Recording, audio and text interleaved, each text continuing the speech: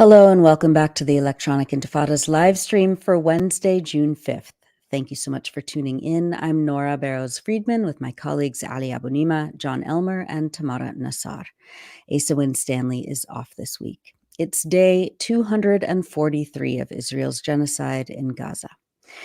Coming up in this broadcast, we'll have a discussion on the prospects for the ceasefire proposal and other regional and global developments with Helena Cobban. And of course, Jon Elmer will cover all the latest news from the resistance across Gaza, including the combat footage from the final days of the battle in the Jabaliya refugee camp.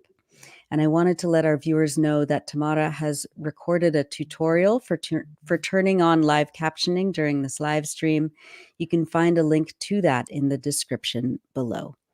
But first, some of the news from Gaza and the West Bank between May 30th and June 5th. Israeli occupation forces pounded areas across the Gaza Strip this past week, from Gaza City in the north to Rafah in the south. On Monday, Tuesday, and into today, Israel bombed central Gaza's Burej and Maghazi refugee camps as Israeli troops began a ground invasion into the eastern part of the area. Al Jazeera reporter Hani Mahmoud stated on Tuesday that, quote, entire families in Burej refugee camp are caught in the line of fire right now. They cannot leave the targeted areas due to the presence of attack jets, quadcopters, and the constant artillery shelling. Ambulances and paramedics are unable to get to these areas. He added that these attacks further increase, quote, the difficulties of the situation for people who have already moved from Rafah and the western part of Rafah seeking shelter in the central area. Journalist Maha Husseini reported on Tuesday that residents were evacuating Burej refugee camp as the Israeli attacks escalated. Israel had bombed Burej camp days earlier as well on Sunday, killing 6, including children. The bombing continued overnight. Doctors Without Borders, Médecins Sans Frontières, stated earlier today that, quote, at least 70 dead people and over 300 wounded, the majority of whom are women and children, have been brought to Al-Aqsa hospital since yesterday following heavy Israeli strikes in the middle area of the Gaza Strip. The group's medical advisor, Karen Huster, said, quote, the odor of blood in the hospital's emergency room this morning was unbearable. There are people lying everywhere on the floor outside. Bodies were being brought in plastic bags. The situation is overwhelming. She added, quote, medical teams in Al-Aqsa Hospital, one of the only remaining functional health facilities in the middle area, are currently trying to deal with a huge influx of patients, many of them arriving with severe burns, shrapnel wounds, fractures, and other traumatic injuries. With the insane escalation of violence in various locations in the Gaza Strip over the last 48 hours, and while the Rafah crossing point has remained closed for a month, the health system has been stretched to the point of collapse. The situation is apocalyptic. Also in central Gaza, Israeli airstrikes and tanks attacked areas in and around Nuseirat refugee camp on Sunday and again on Tuesday. Israel attacked Deir Balah in a series of strikes on Tuesday, killing at least 20 Palestinians, including 8 policemen who were killed when Israeli occupation forces bombed their car. The Gaza's Interior Ministry office stated Tuesday that the airstrike on the police officers occurred in front of a displaced person's shelter, where the police were reportedly working. The ministry stated that, quote, the occupation's perpetuation of the crime by continuing to target members of the police force with the aim of spreading chaos will fail, and the police force will continue to carry out its duty in serving the citizens, no matter the sacrifices. Philippe Lazzarini, the head of the UN Agency for Palestine Refugees, stated over the weekend that over the last month, more than 1 million people, most of whom have been displaced several times, were forced to flee once again in search of safety that they can never find. The United Nations said that to date, about 78% of the Gaza Strip has been placed under evacuation orders by the Israeli military. The charity Oxfam stated on Tuesday that, quote, Israel's relentless air and land bombardment and deliberate obstruction of humanitarian response is making it virtually impossible for aid agencies to reach trapped, starved civilians in Gaza as the latest ceasefire deal negotiations continue. A lethal combination of closed border crossings, ongoing airstrikes, reduced logistical capacity due to evacuation notices, and a failing Israeli permission process that debilitates humanitarian movement within Gaza have created an impossible environment for aid agencies to operate effectively. The charity added that over 1 million people have fled Rafah into Al-Mawasi, Deir al-Balah, and Khan Yunis. 1.7 million people, more than 2/3 of Gaza's population, are now estimated to be crammed into an area of 69 square kilometers, less than a fifth of the total area of Gaza. Despite Israeli assurances that full support would be provided for people fleeing, most of Gaza has been deprived of humanitarian aid as famine inches closer. Last week, Israeli attacks killed dozens of civilians in tents in areas it had declared safe zones. Helmi Hirez, a 19-year-old computer science student from the Al Rimal neighborhood in Gaza City, told Al Jazeera that he and his family fled the city during Israel's attacks on Al-Shifa Hospital in March. He walked all the way from Gaza City to Rafah, about 32 kilometers. A few days after he left, 14 members of his family who stayed in Gaza City were killed in an Israeli airstrike. He was sheltering for 3 months in Rafah until another airstrike leveled a building next to him, burying him, his siblings, and parents under the rubble. He survived, but his mother was killed. He then fled to Al-Mawasi and has been sheltering in a tent in the sand dunes there. He spoke to Al Jazeera on Monday from Deir al-Balah. Here's a clip from an interview with Helmi. We're now in Al-Mawasi area in Khan Yunis city. We're less than 2 kilometers far from where the Israeli army exists in Rafah. In Mawasi area, we are super worried that the Israeli army may come again to Khan Yunis, invading the Al-Mawasi area, making a new refugees wave towards Deir al-Balah or another area in the south of Gaza Strip. The people are super worried. You can walk in the markets in Al-Mawasi area. You always see the people looking at the south, looking at the fire that is coming from Rafah city. You can see the nervous in all the faces here in Al-Mawasi. I'm a computer engineering student and my brother is an AI engineering student. We know nothing but coding. And that's how our lives was before the war. All day long, just coding all days long. This is the hardest task in our life. Now, in Al-Mawasi, our life is just standing in lines, secure 1 gallon of water, or just guarding the tent, cooking on fire. This is the picture I was taken last year when on our last day in high school. At the left, it is me, Helmi. My name in Arabic means my dream. In the middle, my mother, 𝐓𝐡𝐿, which in Arabic means smile, and she always smiled. And at the right, my identical twin brother, Muhammad. What do you dream of today, Helmi? A safe place, and just another opportunity to get my family back together and to get my family back on foot and in a safe place. We lost our house, we lost our relatives, we lost the most precious thing in life, which is my mom. I just want my family to get back together on one table in a safe place, that I'm not worried tonight, that I can sleep safely and don't think about that a rocket may hit us. I mean, the bombing that killed my mother in Rafah, it was at 2:10 a.m. after midnight. We all were asleep. That was Helmi Hirez, a 19-year-old computer science student speaking to Al Jazeera on Monday. In northern Gaza, Palestinians returned to their neighborhoods following the Israeli army's withdrawal in Jabaliya and Gaza City. Journalists captured video of the Israeli army shelling people as they attempted to inspect their homes near the destroyed University College of Applied Sciences, where bodies were discovered to have been crushed by tanks. The Gaza municipality organized a public campaign to clear the streets of Gaza City following the Israeli army's withdrawal. Dozens of Palestinians working with their neighborhood committees worked to remove the mountains of rubble and debris.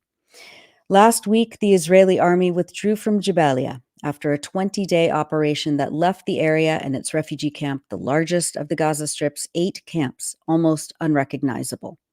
Our colleague Tamara Nassar reported that the Israeli army had ordered residents of Jabaliya to evacuate the area earlier in May, following a previous invasion that ended in December, and that this latest ground invasion was combined with aerial bombardment. Israel conducted 200 airstrikes in the area during a period of less than 3 weeks. Photos and videos circulated on social media as Palestinians started to return to their neighborhoods in and around Jabaliya and the Jabaliya refugee camp on Thursday. However, people were still shot at by Israeli quadcopter drones on their way to return to their homes. On Thursday, Al Jazeera's Mohammed Shaheen reported from Jabaliya and explained the vast scale of the destruction. We are now at the trans intersection in Jabaliya camp in the north of the Gaza Strip, where the Israeli occupation forces have destroyed expansive parts of the camp. Most property and civilians' belongings have been destroyed in the Israeli military operation that lasted nearly 20 days. The Israeli occupation forces withdrew from the camp on Thursday morning, leaving in their wake this vast destruction. Fires resulting from Israeli shelling continue to burn. The Israeli forces continue to fire weapons in this street, which leads to Zayed and Beit Hanun neighborhoods. So the situation's still dangerous. Some residents tried to go down this road towards the northern parts of the Jabaliya camp, but came under fire. We can see here that a fire belt bombing targeted this street, causing vast destruction. We can still hear the sound of artillery shells at the other end of this street. Look at the scale of destruction in Jabaliya. The Israelis have destroyed us. They're actually testing their missiles on us. Residents here say that this scale of destruction is as a result of Israeli use of weapons provided by the United States. They say that the Gaza Strip, including Jabaliya camp, has been used by Israel as a testing ground for weapons. That was Al Jazeera's Mohammed Shaheen reporting from Jabaliya last week. Satellite imagery showed the amount of Israel's destruction of Jabaliya between mid-April and the end of May. On Sunday, Gaza's Civil Defense Corps said that they had been working 3 days in a row to recover bodies buried under the rubble. Tamara reports that, quote, now amid the rubble of their destroyed homes, Palestinians are returning to the camp from which they evacuated a few weeks ago. They are erecting makeshift tents amid the debris and demonstrating resilience by caring for stray cats, illustrating their determination to revive their community despite the devastation. She adds, quote, Jabaliya's resilience haunts the Israeli army. The resilience can be seen in the strong culture of armed struggle in the camp. And we'll have much more on the armed struggle by Palestinian fighters in Jabaliya with Jon Elmer later on in this broadcast. For much more on Jabaliya, read Tamara Nassar's latest report, Invasions Fail to Break the Spirit of Resistance in Jabaliya, as well as Everything I Loved Has Gone by Osama Abu Jasser on electronicintifada.net. A new report released by the Geneva-based Euromed Human Rights Monitor says that Israel is ramping up its use of armed quadcopter drones to kill, injure, and terrorize Palestinians across Gaza. These drones have killed dozens of civilians, as confirmed by Euromed Monitor in earlier reports, by firing automatic machine guns mounted beneath an aircraft at random gatherings or shooting directly at people, Euromed reports. Israel's army is using the so-called Smash Dragon system made by the Israeli company Smart Shooter, which can be supplied to various aircraft. Also, the Matrice 600 and the Thor aircraft made by the company Elbit Systems, all of which are highly mobile and versatile. That is ideal for short-term operations. Their systems can automatically search buildings and create maps to identify possible targets, carry lethal or non-lethal payloads, and carry out a variety of missions for military personnel and special forces, Euromed states. The group adds that, quote, Israel has used quadcopter drones in a systematic and widespread manner lately to carry out extrajudicial executions and premeditated killings of Palestinian civilians, according to testimonies gathered by Euromed Monitor. These drones are used in particular against civilians who attempt to return and inspect their homes after the Israeli military retreats from areas it has attacked by land or air. They say that some drones were made mainly for use in photography and other industries, but were converted by the Israeli army into intelligence aircraft and instead used for extrajudicial killings and executions. Drones with various attributes and functional features, known as quadcopters, are produced by Israeli military companies. With a diameter of no more than 1 meter, they are simple to program and use for remote electronic flying, Euromed reports. The United Nations Agency for Palestine Refugees stated this week that all of the agency's 36 shelters in Rafah are empty now, after Palestinians have been forced to flee and all health and critical services have been forced to stop. Martin Griffiths, the United Nations humanitarian chief, said that the UN does not have the capacity to deliver humanitarian assistance to Palestinians in Rafah, in southern Gaza, and in the enclave's central areas. Quote, "We know what we need and we know what we haven't got," Griffiths said. "We need fuel and it's not being brought in great numbers. We need truckloads of food that get through." According to the United Nations, aid deliveries have dropped by 2/3 since Israel's invasion of Rafah.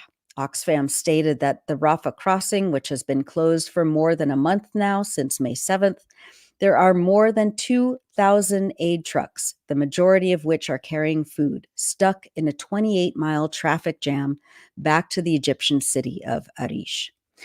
The World Health Organization stated that since May 7th, when Israeli forces seized control of the Rafah crossing, Israel has blocked all medical evacuations from taking place.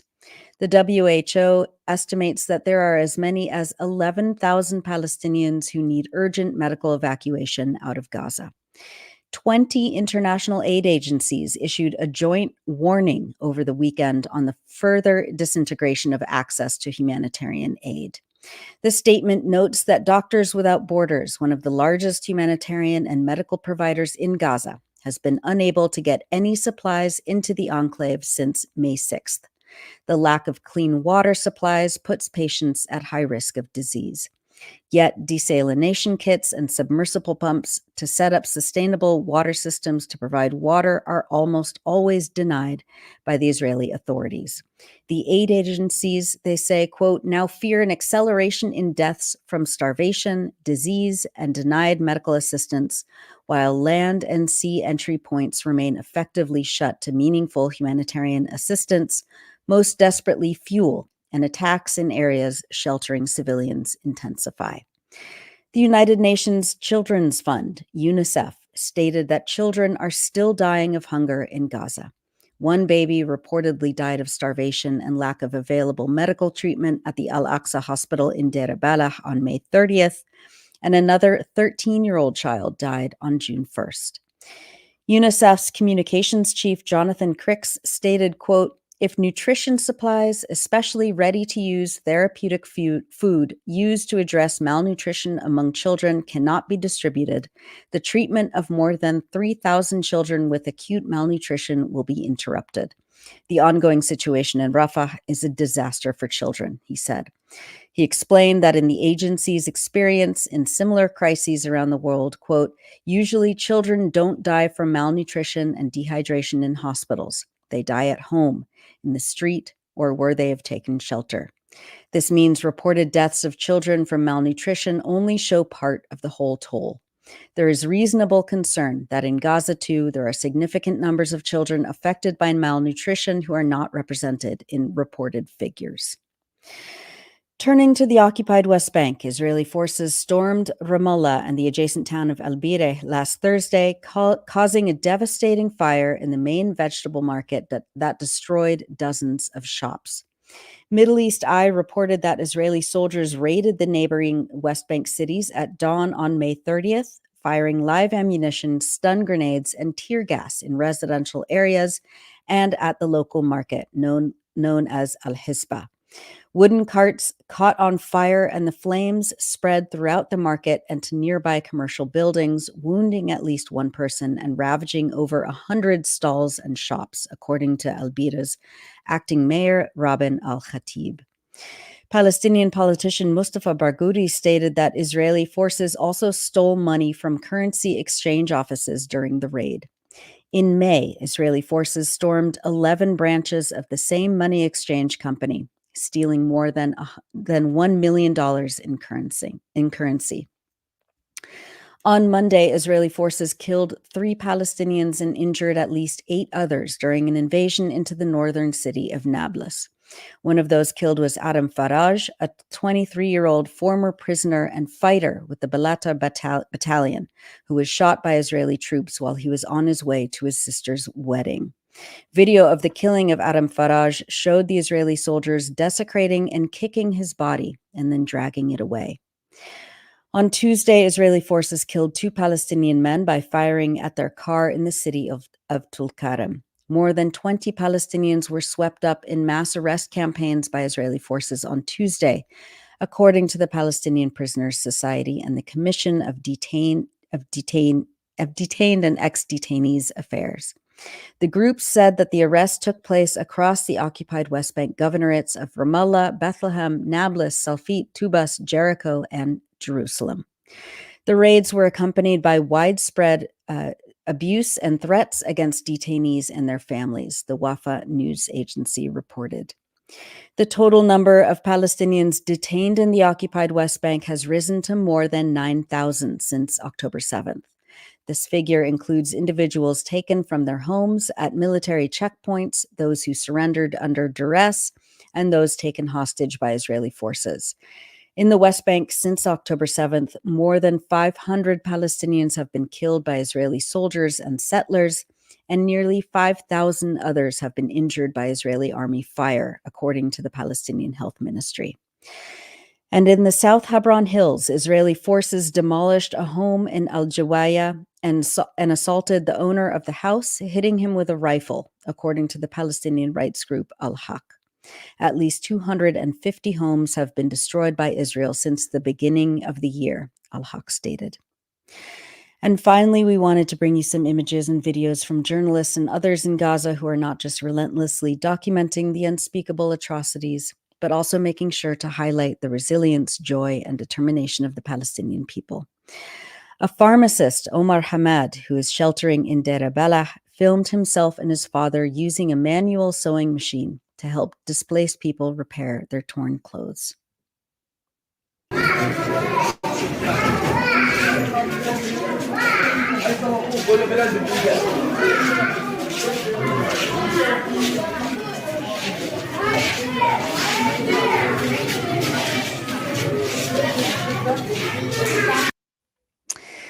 A woman created a short video of herself while she cleaned and cleared debris in her home in Jabaliya following the Israeli army's withdrawal. You can hear the Israeli drones hovering above while she works, but she added music to her video as well.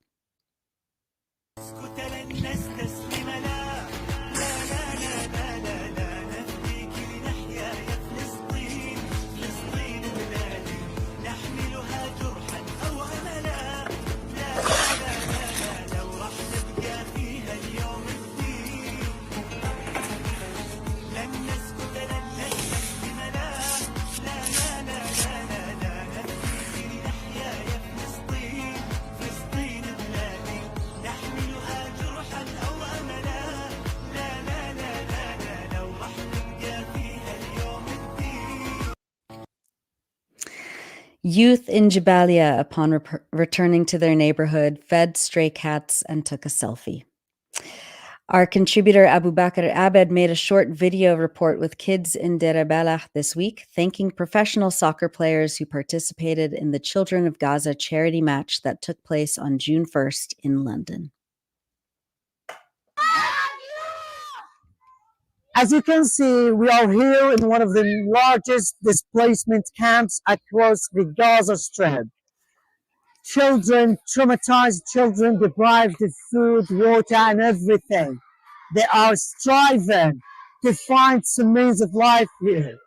We've seen a charity game for tomorrow held by Anwar El Ghazi and other professional footballers across the globe like Sam Morsi and Adama Traore and many others.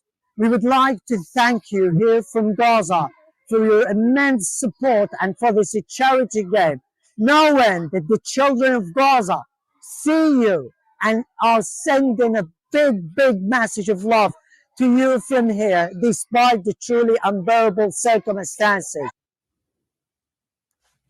That was Abu Bakr Abed. He also took these photos of displaced people in tents in Deir al-Balah watching the UEFA Champions League game on Sunday, as he said, under Israeli bombings and buzzing drones.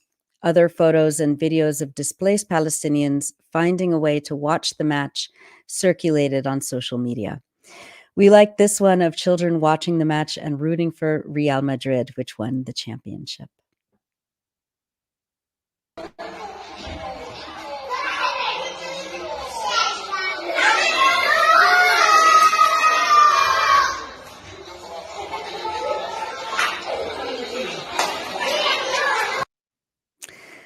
And finally, Steve Sosebee, formerly of the Palestine Children's Relief Fund, who now runs the 𝐓𝐿 Palestine Project, shared this video of a girl, Sarah, who is successfully recovering from extreme burns after her home in Gaza was bombed in December, an attack that killed 2 of her brothers.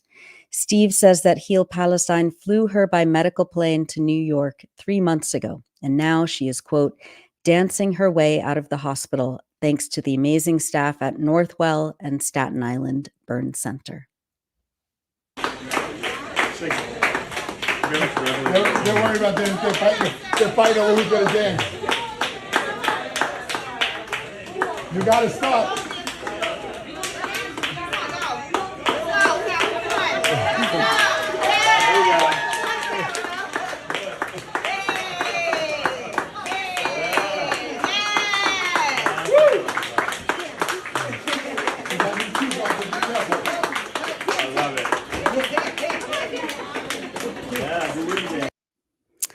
That was filmed by Steve Sosebee of the 𝐓𝐿 Palestine Project. And that's it for the news roundup. As always, go to electronicintifada.net for much more, especially to read our new features by our phenomenal writers in Gaza. You're watching the Electronic Intifada live stream. I'm Nora Barrows-Friedman with my colleague Ali Abunimah. Hi, Ali. Hi, Nora. Thank you for bringing together so much information from a week that has been so tough for people in Gaza, so tough for people across Palestine, and so tough for those who love and support them around the world. Yeah, those videos at the end. I didn't know I was going to get a little choked up seeing. I watched them many times, putting the report together, but seeing them again is really powerful. Especially, I was just thinking about. We had on Dr. Tarek Lubani last week, and he was talking about the amount of burns that doctors and medical workers are trying to deal with, especially after, the first and second and third tent massacres last week. So to see that girl, Sarah, literally dancing her way out of the burn ward in New York was really... It was very moving. Yeah, I know. And just to see people getting together and cleaning up Gaza City, what it shows you is that Israel has failed to break the society, failed to break the community bonds. And that's what this genocide is designed to do. It's not just designed to kill the human beings, it's designed to kill the society. Right. And they haven't succeeded. No, yeah, that video of people kind of forming community, brigades, community civil defense, and just getting whatever they could, brooms, shovels, their bare hands to clear the rubble in Gaza City. And at the same time, they're still massacring dozens of people every day. The starvation continues.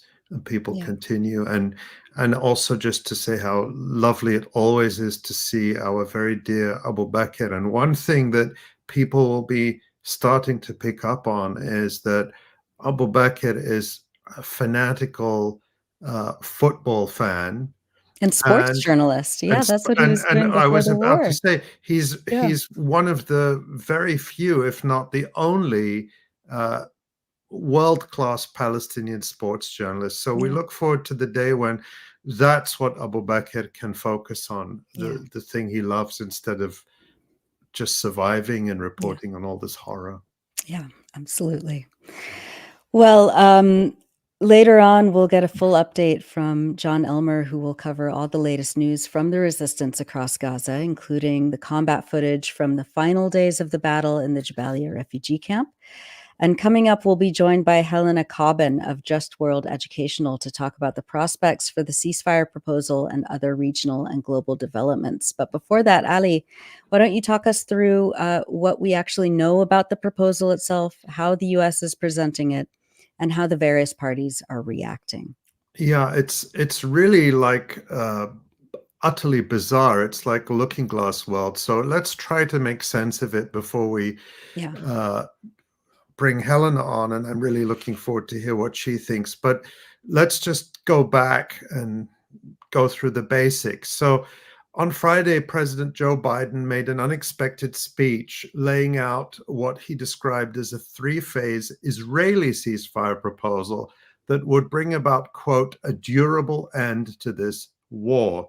And he laid out three phases. The first phase of 6 weeks would include, quote, a full and complete ceasefire, a withdrawal of Israeli forces from all populated areas of Gaza, release of a number of hostages, including women, the elderly, the wounded, in exchange for the release of hundreds of Palestinian prisoners, end quote. The president also said that Palestinian civilians would return to their homes and neighborhoods all over Gaza, including in the north, and humanitarian assistance would surge with 600 trucks carrying aid into Gaza every single day, end quote. I'll just note there that this administration has been promising that there would be a surge of aid for months. So this is similar to promises they've made before. And Biden said that during the 6 weeks of phase one, Israel and Hamas would negotiate the necessary arrangements to get to phase two, which is a permanent end to hostilities, end quote. And he says that if those negotiations take longer than 6 weeks, the ceasefire would continue as long as the negotiations continue. The United States, Egypt, and Qatar would work to ensure the negotiations keep going. The United States would hold Israel to the ceasefire and to any agreements, while Egypt and Qatar would guarantee Hamas stuck to them. Then he talks about phase two, which he says would be an exchange for the release of all remaining living hostages, including male soldiers. So he describes male soldiers as hostages when they're POWs, prisoners of war, in fact. But that's the language he uses. He says Israeli forces will withdraw from Gaza, and as long as Hamas lives up to its commitments, a temporary ceasefire would become, in the words of the Israeli proposal, the cessation of hostilities permanently, end of quote. That's Joe Biden speaking. And finally, phase three would be, quote, a major reconstruction plan for Gaza that would commence, and any final remains of hostages who've been killed would be returned to their families, end quote. Now, I can't go through all the speech, but I'm going to mention some key points that really stood out to me. Biden is very vague about the future of Hamas according to his vision. He claims, for example, that this plan, quote, ensures Israel's security, creates a better day after in Gaza without Hamas in power, and sets the stage for political settlement that provides a better future for Israelis and Palestinians alike, end quote. Note there that he says the word without Hamas in power. He doesn't say without Hamas existing at all. So that seems to be an implicit recognition that Hamas will continue to exist. It just won't be in power, according to him. And later in the speech, he says, quote, with the deal, the rebuilding of Gaza will begin. Arab nations and the international community, along with Palestinian and Israeli leaders, to get it done in a manner that does not allow Hamas to rearm, end quote. So again, it appears to be a recognition that Hamas will continue to exist during the reconstruction phase, but if Biden has his way, it just won't be allowed to rearm. I thought those things were notable.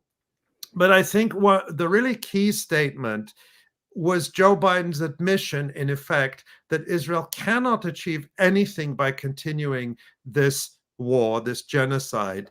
And he tries to sugarcoat that by claiming that Israel has already achieved its main goal. So let's just watch a clip of Joe Biden laying that out. At this point, Hamas no longer is capable of carrying out another October 7th, which is one of Israel's main objectives in this war, and quite frankly, a righteous one. I know there are those in Israel who will not agree with this plan and will call for the war to continue indefinitely. Some are even in the government coalition. And they've made it clear they want to occupy Gaza, they want to keep fighting for years, and the hostages are not a priority to them. Well, I've urged the leadership in Israel to stand behind this deal, despite whatever pressure comes. And to the people of Israel, let me say this.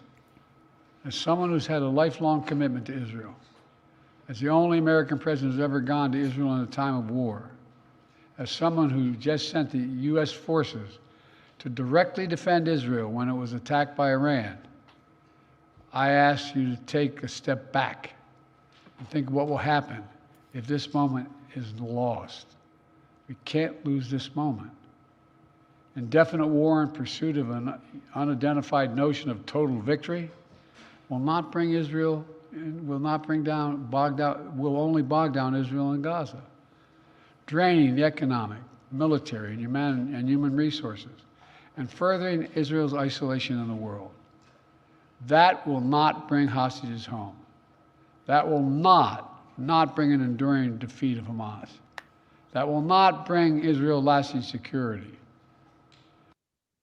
I mean, Ali, it sounds like Biden just admitted that Israel's military campaign against Hamas has failed, and that continuing it won't bring the success that has eluded it, so far. Is this the right way to understand what President Biden said?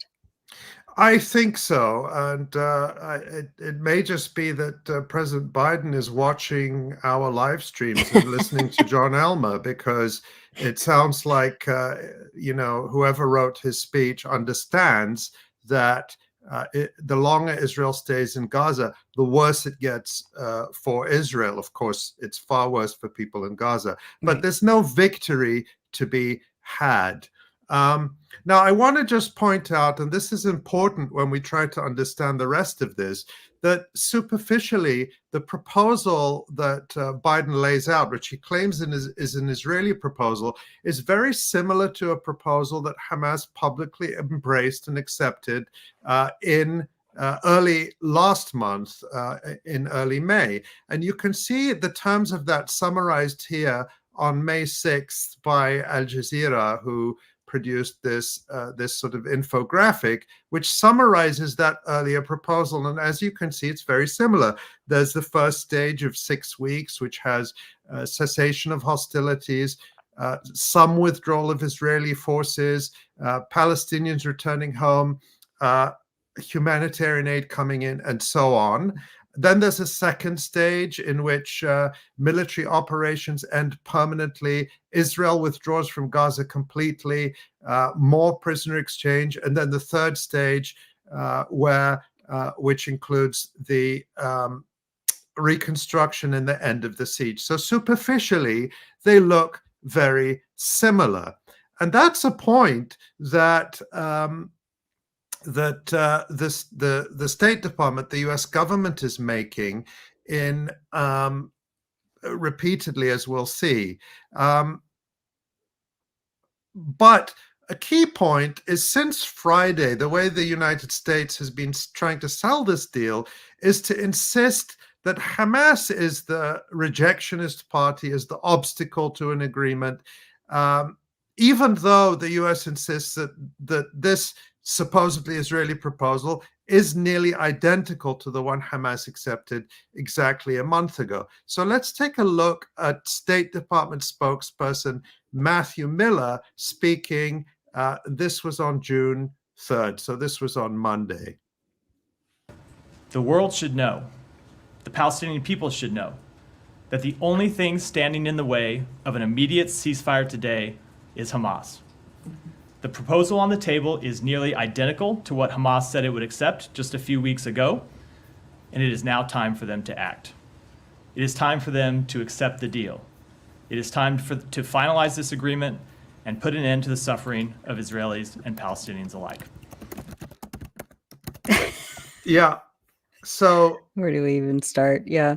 Right. So as you can see, he's saying that, this is nearly identical to what Hamas already accepted. So, I mean, it doesn't make sense to accuse Hamas of rejecting something that you also say they've already accepted. And that's just part of the incoherence of trying to puzzle through what they're saying. And we'll come back to that. And that we also see in what the State Department is presenting some of the continued vagueness in terms of what the future of Hamas that we saw in Biden's speech. So let's watch, Tamara, this would be Matthew Miller, clip number 3, where there's an exchange with a reporter on this topic. Yeah, thank you. I wanted just to try and understand what the space for we're talking about going from phase 1 to phase 2 in this deal. If you're saying you still have this strong line that Hamas can't run Gaza in the future, but you're also saying that there's no path to total victory, to total sort of eradication of Hamas. By military means alone, is what I mean by that. Right. So what you're asking is for Hamas to peacefully, the leaders and the members of Hamas to peacefully disarm and sort of just disappear. What is the actual sort of proposal here for someone like Yahya Sinwar, who's there? He's a leader. You're saying him and his cadre of leaders of Hamas have no role in the future of Gaza. So where are they going to be in the future? So, because that is quite clearly an issue that will still need to be negotiated, we haven't even gotten an acceptance of this proposal yet, but should it be accepted, phase 2, and all of these related questions are things that will have to be negotiated as part of the process. I'm not going to do that negotiation here in public. That said, we have long made clear that we think Hamas should lay down its arms, and that continues to be our position. But you have kind of moved from earlier in the war, I think, you were strongly supporting Israel's goal of completely eradicating Hamas. Now there seems to be this little space for they can exist in some form. No, that is not at all what our position is.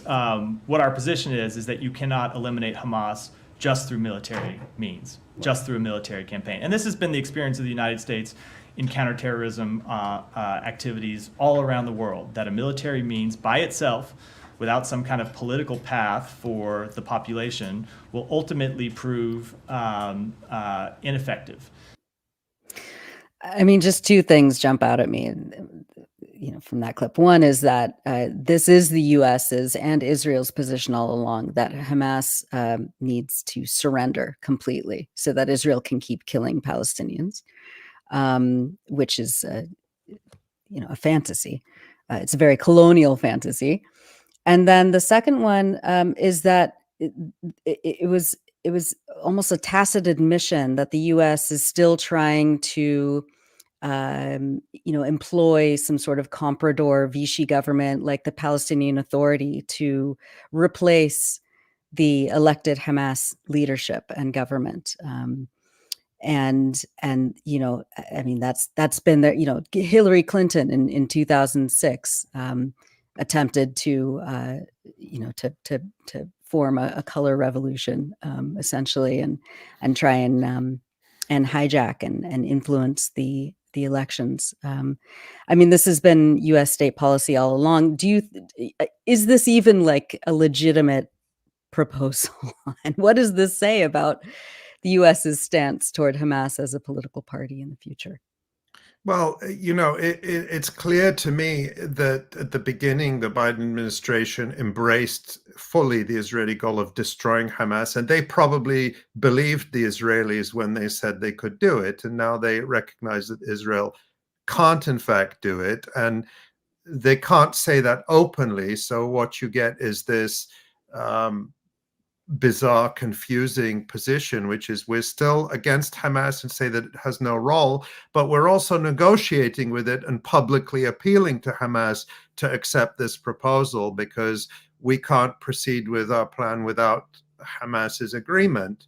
But so it's very strange. Now, since Friday, the U.S. has been trying to rally international support for the proposal. And again, they insist that Hamas, not Israel, is the obstacle.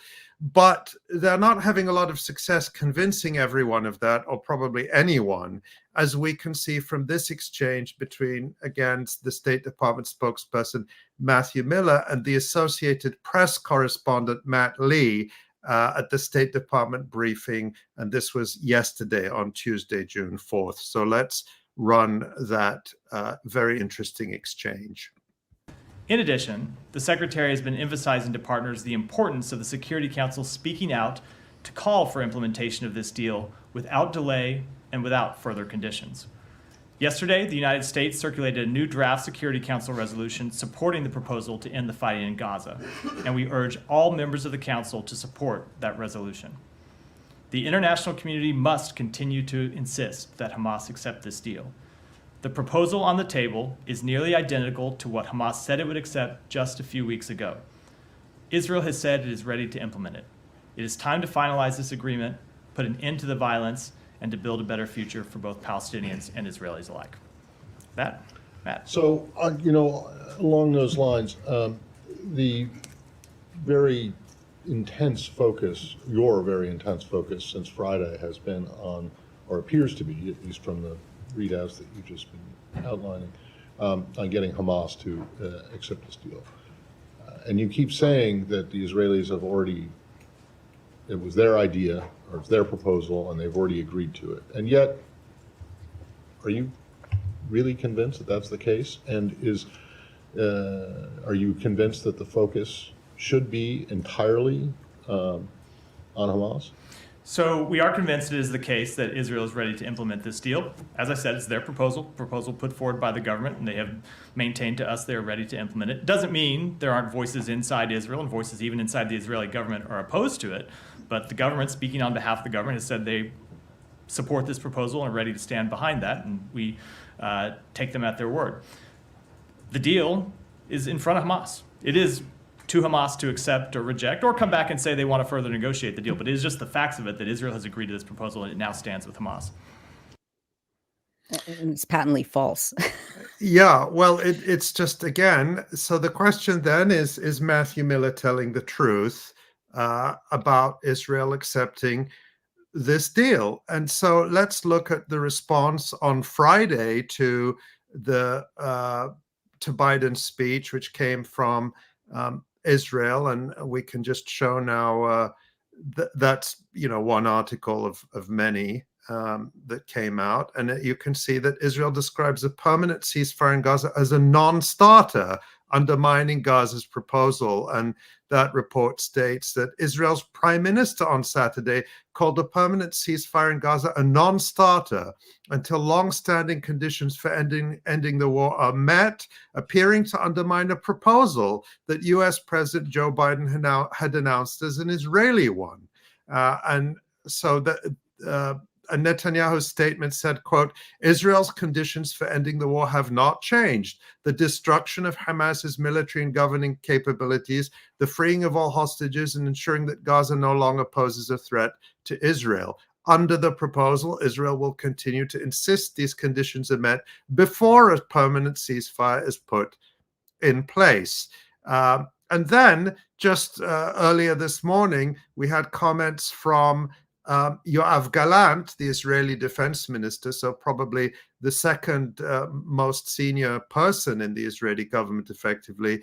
And as you can see in the translation there from Israel's Channel 12, Gallant contradicts the proposal for a deal presented by President Biden.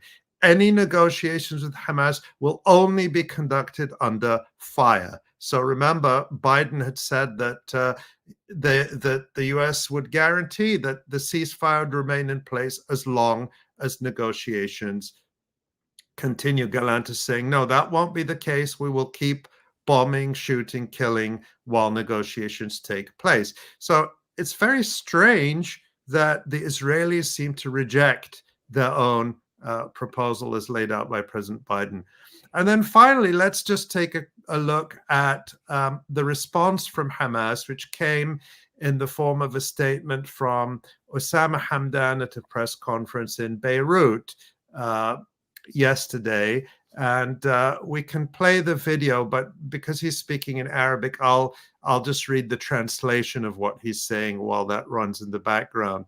And what Osama Hamdan says is, we received a proposal from the mediators, that's Egypt and Qatar, on the 5th of May, and we announced our agreement to it on the 6th of May. The Israelis did not respond at that time, but instead sent a response to this proposal, and the Qataris informed us of this response.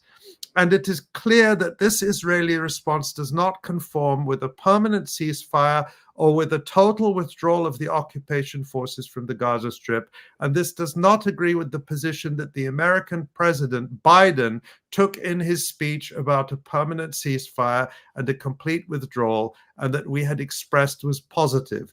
The Israeli response speaks about opening the doors to negotiations about everything without end or any time limit. And Biden said that the mediators would guarantee the continuation of the negotiations without end until the two sides reach agreement. This confirms that the Israeli occupation only wants one stage in which it will return its prisoners and then resume its war and aggression against our people. It does not want a ceasefire or to achieve results. Because of all this, we inform the mediators that as long as there is no clear position from the occupation of its readiness for a permanent ceasefire and the complete withdrawal from the Gaza Strip, and this is what can open the door to an agreement, there is no possibility that we will agree any agreement that does not guarantee a permanent ceasefire and a complete withdrawal, and the achievement of a real prisoner exchange deal as part of it. So just to kind of decipher that a bit, he's saying our position is the same. What we agreed to on May 6th, a month ago, was a three-phase deal in which there would be a permanent ceasefire. What we're not willing to do is have phase one, where we basically exchange all the prisoners of war or other captives, and then open-ended, no time-limited negotiations, which for Hamas, I suspect, looks a lot like the so-called Oslo peace process that started more than 30 years ago and is still nominally ongoing. And during this endless negotiation, the siege remains in place. Israel will continue bombing, as Yoav Gallant, the defense minister, just said, and so on. Hamas's terms have been very clear. We agree to all this, but the permanent ceasefire is not up for negotiation. The return of Palestinians to their homes is not up for negotiation. And the Israeli withdrawal is not up. They say we can agree on phasing that this will be phased, but it has to be agreed. We can't go into phase one and only then, once Israel has got everything we wanted, we start negotiating on whether or not there'll be a permanent ceasefire and so on. So that's their position. It hasn't changed. And it seems to be that the Biden administration and Hamas are aligned, more aligned than Biden is with Israel. So I guess let's see if Helena can help us sort out this confusion. Well, thanks so much for that, Ali. I know it's always hard to watch Matt Miller, so it's a sacrifice that you make. Let's bring on Helena Cobban. Helena is a writer and author with decades of experience and knowledge about the region. She's the director of Just World Educational. One of the organization's latest projects is called Understanding Hamas and Why That Matters. The series of public conversations and other educational resources is inspired by the observation that the broad, dishonest, and often virulent campaign of demonization that Israel and Western powers have long maintained against Hamas constitutes a serious obstacle in the path of a permanent ceasefire in Gaza and a just peace. Helena, thank you so much for joining us on the Electronic Intifada live stream. It's so good to have you back. Well, it's great to be with you and Ali, and you guys are some of my favorite people, and you've done the most amazing work. But hey, you have to inflict Matt Miller on us, for goodness sake. You know, I mean, when my son Tarek was about 8 years old, I was briefly the head of the Cub Scout troop, you know, and we would not have accepted Matt Miller into our Cub Scout troop. I mean, for his just sheer mendaciousness, his ability to stand up there and just spout lies. Yeah. Ali, do you want to jump into it? I mean, what do you think is going on here, Helena? Do you think that the Biden administration, what it sounds like to me is that they're done with this. They want it over because the election is coming up. But what they're not willing to do is to take the decisions that they need to make to end it, which would be the United States saying to Israel, we're done, we're cutting off the weapons pipeline, and you're just going to stop this now. They want, or is it simply an elaborate theater in order to continue the war, but blame Hamas for its continuation? Or is it something else? I think it's both of those things that you mentioned, but I think we also have to understand how unbelievably inept Biden's diplomacy has been across the board.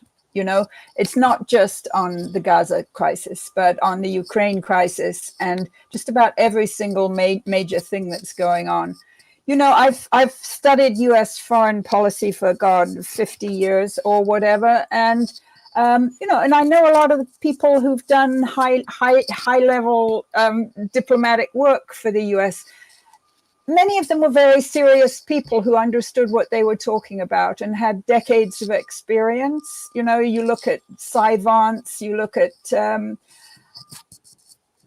I mean, everybody, I have to say, prior to Bill Clinton's presidency, you had very strong secretaries of state and secretaries of defense, national security advisors, and so on.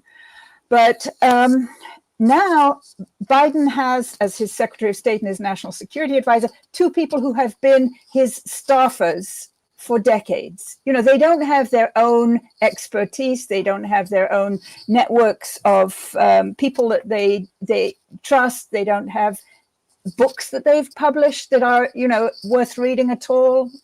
Do they have any books? I mean, they have been good staff people for Joe Biden through how many senatorial campaigns? That's who they are. So you can't expect them to be able to guide this person. Now, I don't want to get into ageism because I am, as it happens, 71 years old, I think. You know, so I have to be very careful about being ageist, but really the guy is not at the top of his form. I don't know how many people here have read the Time magazine interview, which was conducted, interestingly, a couple of days before the May 31st announcement. But they embargoed it, I guess, and then released it yesterday or the day before. He comes across as extremely incoherent, as he always does when he's talking, you know, not with the teleprompter. And even with the teleprompter, remember that place where he said, you know, something about blah, blah, blah, pause, and he said it. Like, you know, poor guy, you know, send him to a care home someplace, honestly. But meantime, he is in charge of the world's largest nuclear arsenal. And he still thinks, if you read the Time magazine transcript, that the United States does and has the right to unilaterally, hegemonically run the whole world. So it is very sad for the rest of the world. Well, it's one thing to run the whole world when you're actually capable of running it, for better or worse. I'm not saying that was ever a good thing, but there was a point where the United States was actually powerful enough to dictate to the world. I suppose we'll come to that. Let's park that for a second, because we're going to come back to that discussion. But just sticking with what's going on with this so-called ceasefire proposal. I mean, when you listen to Matt Miller there, providing this sort of alternate reality in which Israel has completely agreed to this, Israel is ready to implement it as soon as Hamas says yes, when that's patently not the case.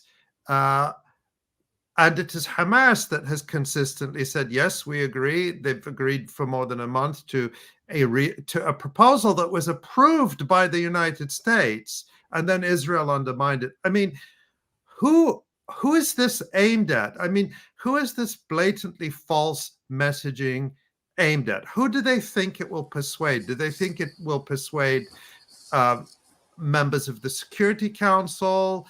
Do they think it will persuade South Africa, Brazil, China, and Russia? Do they think it will persuade American voters? Do they think it will persuade Democratic Party donors? Do they think it will persuade members of the Washington Press Corps? Who is this aimed at? So a couple of things there, Ali. First of all, this proposal, this kind of set of, the three phases, and each of them being roughly 6 weeks, and you get into, deeper and deeper issues as they proceed. This has been around since the beginning of the year, and Hamas has agreed to it essentially since February. So it's not just 1 month, it's 4 months. That essentially Hamas has been saying, yes, this is how we want it to happen. And, they have, I think, support from Egypt and Qatar on this, and, who are US allies. And now Joe Biden is presenting it as if it's the Israeli proposal, like it's totally while bizarre. Israel rejects it. And then they blame, yeah. But Ali's question as to who this is directed to, in his speech itself, he seemed to be making a pitch to the Israeli voters. He said there are some in Israel, including in the government, who won't like what I'm about to say. But, here's what I'm saying. And I think he was trying to present it as though he was appealing to Israeli voters and the hostage family network there, and maybe to get Benny Gantz to step forward and topple Netanyahu, but he doesn't know how to do it. Number one, Biden does not know how to do it, and number two, as I wrote recently, two can play at that game. I mean, if Biden thinks that he can assemble a little Israeli coalition to topple Netanyahu certainly knows how to come to the US Congress. Remember this, he's been invited by Chuck Schumer, Hakeem Jeffries, Mike Johnson, and whoever the hell. And they are, and they're inviting. Hakeem Jeffries and Chuck Schumer are the two Democratic leaders in Congress, and Mike Johnson and would it be Mitch McConnell? It's Mitch McConnell. Yeah, are the two Republican leaders of the House and Senate. And just to remind people, Helena, that just like, was it a month or two ago, Chuck Schumer, the most senior Democrat in the Senate, had called on Netanyahu to go and said how he was leading Israel to disaster and how there needed to be new elections in Israel. And here he is inviting him to address the US Congress. So we could have a repeat of what we saw in 2015 after President Obama had completed the JCPOA, the nuclear deal with Iran, to which Netanyahu was opposed, and he came to Congress and spoke out against the JCPOA and against the president from the halls of the US Congress. This could well happen. I don't know when, Congress is planning to have Netanyahu come. Some people say maybe July, but it's bizarre that the two leaders of the Democratic Party in the Congress have concurred with this. And the other very bizarre thing that we need to underline is that at the same time that this week that Biden has this thing on the table, this so-called peace plan, he's signed off on the transfer of an additional massive package of US arms to Israel. So it's not even as if he is kind of trying to use the levers of US power to forward his own purported diplomatic proposal. Indeed. Helena, I mean, I want to get your thoughts on, this kind of like U.S. Policy of trying to force Hamas to just surrender. That's according to the U.S. and Israel, that is the plan that they want Hamas to adhere to. What's your thought on that? And also, that could be a good segue into talking about your project, Understanding Hamas and Why It Matters, that you're doing with Just World Educational. If you could talk about that, why you're doing it, and what the intention is with it.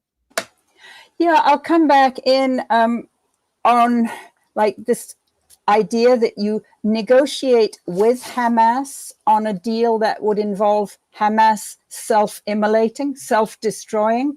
Ain't gonna happen. Even in 1982, when the US negotiated with Abu Ammar, with Yasser Arafat, to exit Beirut, he was allowed to exit Beirut with all his armed people from Fatah and the rest of the PLO with their arms on a ship, and then they went off into the sunset in Tunis and Yemen and various other places. So that was one thing. You can negotiate that kind of a deal, but you cannot negotiate in good faith with another party that you're actually saying your goal is to destroy them. So the whole thing is political theater of the most grotesque and genocidal kind, honestly. So let's talk about Understanding Hamas, which, I've interviewed Hamas leaders in Gaza and elsewhere since the early 1990s, maybe the late 1980s.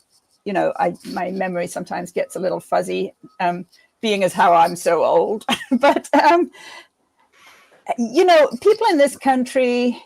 I actually have on the shelf behind me one of your books, and this is from, I don't know if I should say the date, but 1984, I think, or 1984. But this is a tremendous reference volume that is sort of one of the seminal works, and that's just to give people who are just joining us or who don't know you a sense of the depth of your knowledge and how far it goes back.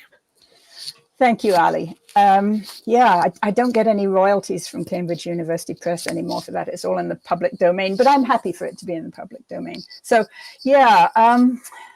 I've been interviewing Hamas leaders for a long time.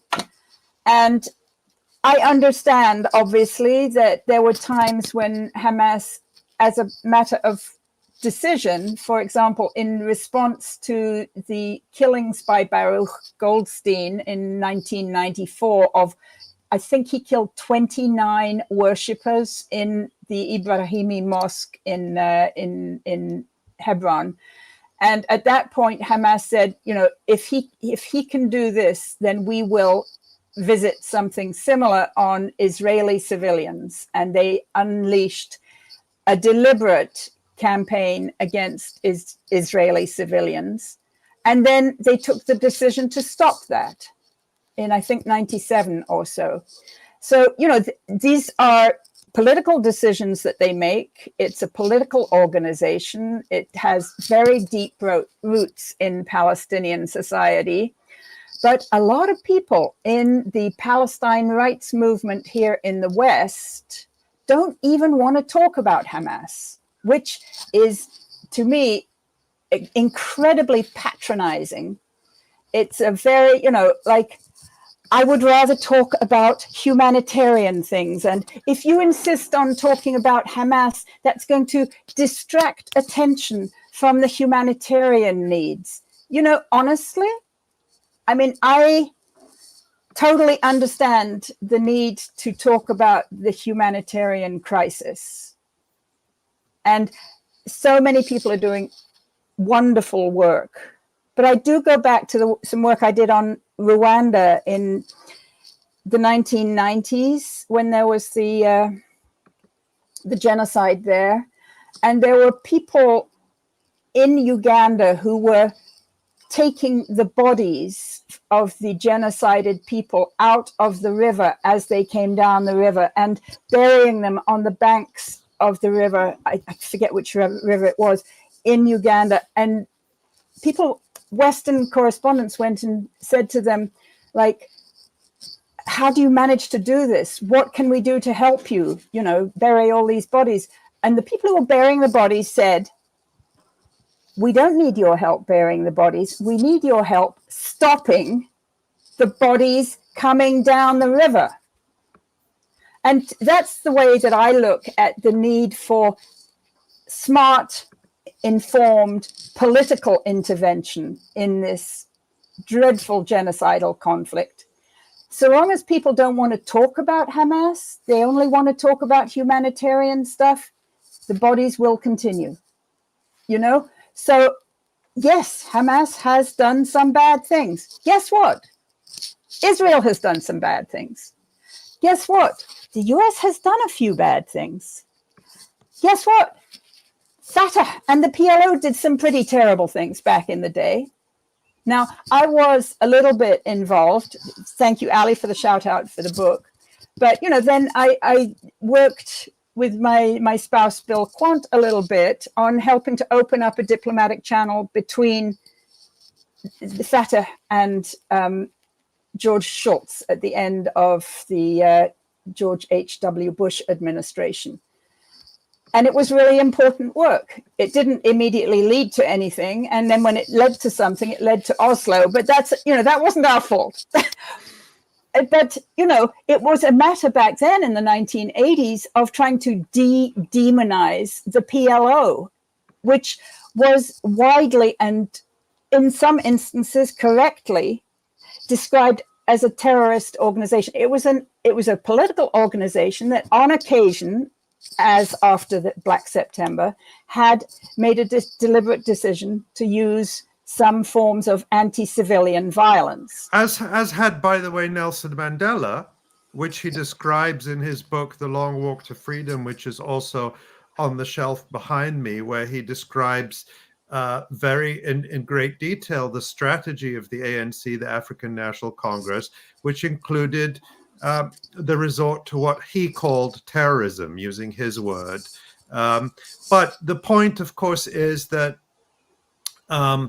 this type of violence, what Nelson Mandela says, is the form of the struggle of the oppressed is determined by the oppressor. In other words, neither the PLO, nor Hamas, nor the African National Congress wanted to use that kind of violence. But right, there you go, another key text. But the point is that the violence of the oppressor, which is always far greater, is never described as terrorism. It's only the response of the oppressed which is described as terrorism. Project, and you know, Nora is actually on our board at Just World Ed, and she's been a really super supporter for this project. She even came on to our last webinar and really enriched it there. We had 5 webinars, in which we, Rami Khouri, who is a Palestinian Christian, in case you didn't know, Palestinian Christian from Nazareth, and I had these 5 webinar conversations with 5 specialists. So the specialists were people who had written books about Hamas, Azam Tamimi, Paola Caridi, wonderful Italian writer, Khalid Haroub, and Moin Rabbani, and somebody else. Oh, a really amazing Dutch specialist whose work I was not familiar with till I pulled this together, called Jeroen Gunning. So Jeroen is actually a really smart guy, teaches at King's College London. He is one of the founders of a whole field of academic study called critical terrorism studies. So, I'll be quite honest. I had never even heard of critical terrorism studies until, I started getting like into contact with Jeroen. But it's a serious field that they founded about 15, 20 years ago, essentially doing for the field of terrorism studies what people broadly here in the United States do in the field of critical race studies, taking apart all the myths that have been created and sustained in the past in order to essentially serve the colonial agenda in the case of terrorism studies. So it was really useful to have Jeroen. He was on our third webinar, and he had spent a lot of time in the 1990s doing his research in Gaza, interviewing a very broad range of Hamas people and other people in Gaza in its early years.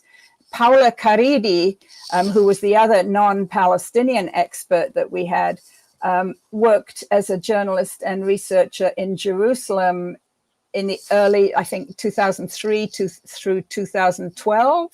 And she, again, in that capacity, she did a lot of interviewing of Hamas people, especially during that crucial time when Hamas ran for elections in the PLC elections. That was like accepting Oslo in a way.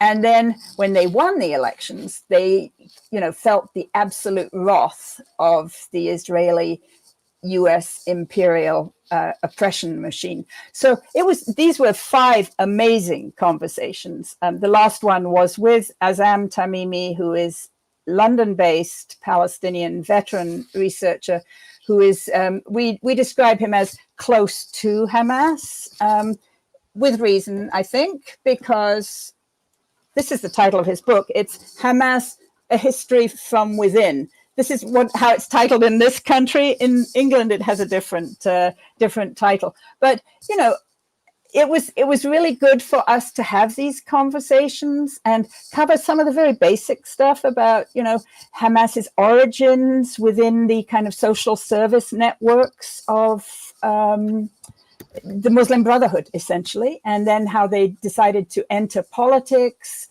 as such, and their attitudes to women, and the many, many ways in which Hamas is very clearly not identical to ISIS, which is what obviously the Israeli talking points on October 7th and since have been, Hamas equals ISIS. And people on the left in this country seem to have bought a huge amount of that Kool-Aid, and not to want to talk about Hamas because it's like disquieting for them.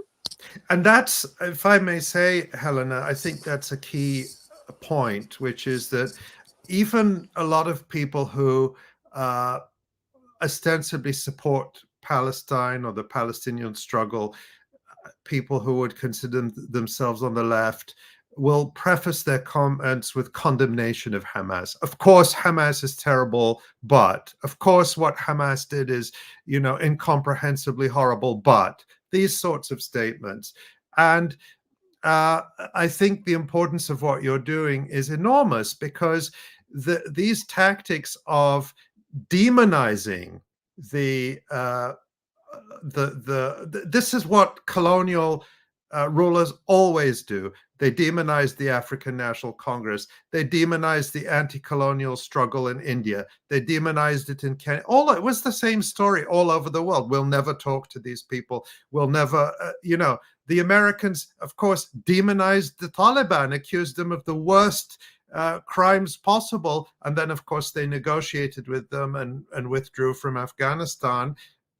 And the Taliban are back in power. And you may love them or hate them, but it's none of our business, because we can't decide what happens in Afghanistan. If there's any lesson that the so-called West should take, it's that. But these tactics of demonization, rather than receding, and this was a key, I mean, this is something I've also studied and read a lot and written about, the peace process in Ireland required the de-demonization of Sinn Féin and the IRA, the Irish Republican Army. Now Sinn Féin is the leading party in Ireland, very likely to win elections. It's now the governing party in the north, the British-occupied north of Ireland. And there's still a lot of dissatisfaction. People say, well, Ireland is still partitioned. Part of it's still under British rule. That's true. But they successfully ended the violence, which is not a small thing. And there is a political process. But that could only come about with the de-demonization of Sinn Féin and the IRA, and the recognition that these were stakeholders without whom you could not have any prospect of a political settlement. But it seems to me that in the West, these tactics are actually expanding now to demonize everyone. So Russia is demonized, China is demonized, anyone who disagrees with the United States is demonized, and to even speak to them is to reward them.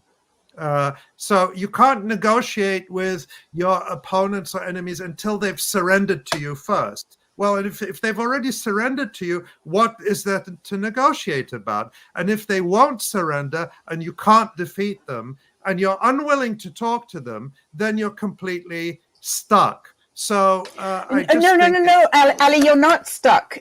If you can't talk to them, then you have to carry on genociding them. I mean, that's what the Israelis really want to do. And, that's true. So that's their agenda here. I would say, like maybe 2/3 of the Israeli body politic thinks that, and this is in some of the opinion polls, thinks that what the military is doing in Gaza is either just right or not enough. Right. But I mean, that's more or less what we'd expect from Israel. But, you would expect something different from the United States or perhaps the Europeans or others. I don't want to blow my own trumpet, but I'm going to a little bit. I'm going to drop, Tamara, I'm going to drop in the chat a link to this article, which I wrote in June of 2021. And this was just after the previous Israeli war on Gaza. And the article is headlined, I don't know if we can bring it up. I'm sorry to surprise you with this, Tamara, but it's titled, "It's Time to Change Liberal Discourse About Hamas." And I take on some of these questions. One of the points I try to make is that you have to actually listen to what Hamas is saying. You have to listen to what its leaders are. You have to read what its founding documents and subsequent policy documents say in order to understand it. And that would seem to be a very basic point that is lost on most people, even many people on the left, who are happy to adopt the sort of demonizing talking points about Hamas rather than to actually pay attention.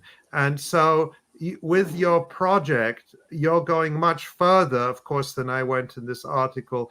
And I think that's very really very commendable. And people can find those conversations on the Just World Educational YouTube channel, where they're all there. The 5 webinars with Khalid Hrub, who also wrote an excellent book about Hamas.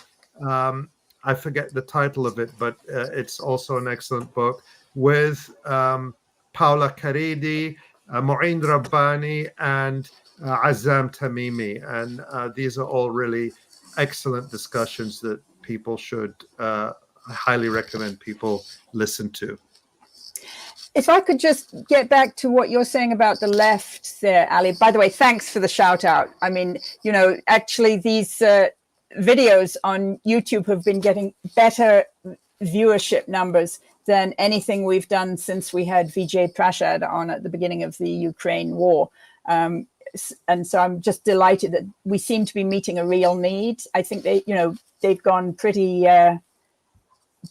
viral. And Nora is also signaling something that was in Mondo Weiss by Abdul Jawad Omar. Omar. That's very, very important. But I think what has been happening over, let's say, I don't know, maybe it's always been the case in this country. I grew up in England in the 1950s and 1960s, the era of decolonization, when it was just like meat and potatoes, everything, every day practically on the BBC. You'd have like the leader of some African or Asian country that last week was in jail and accused of the worst things and terrorism and all kind of terrible things. And here he is this week on the BBC, and the local governor general is hauling down the Union Jack, and they're hauling up the flag of the independent country. And who is the new president? It's the guy who last week was in jail. That was like seeing decolonization in action and the National Health Service were the two things that like defined my childhood, honestly. And both of them were only made possible because of decisions that the government made to move away from militarism and toward, better policies. And sadly, that has been reversed by more recent governments. In this country, you never had that like very vivid experience of decolonization as a thing. I mean, in as much as Americans have a history of relationship with colonization, it was like wiping out the Native American peoples right across the country here. And then, saving Europe, which also involved saving European empires in 2 world wars in the 20th century, and then getting bogged down in Vietnam, which was, obviously a very salutary experience for many Americans who had never realized like how brutal colonialism is and that it harms everybody. And if you think back to the demonization of the Viet Cong in the day,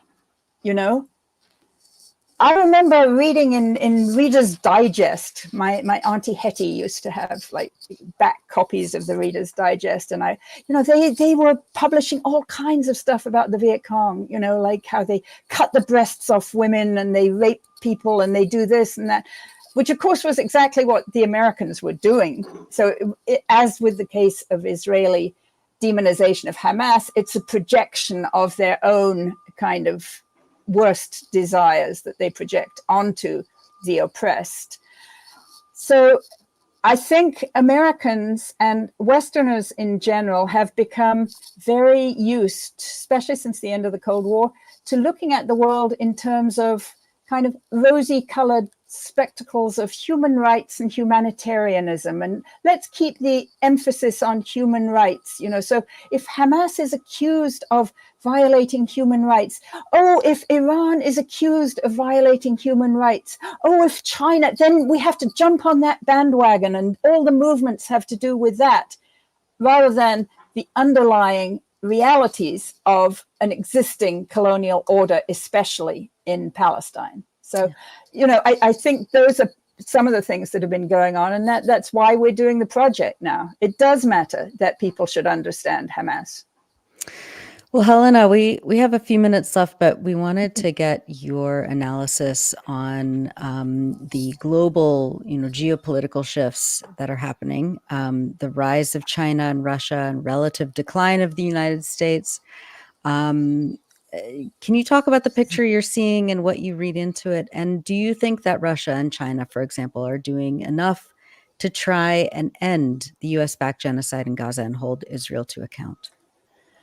Oh gosh, just a few minutes. We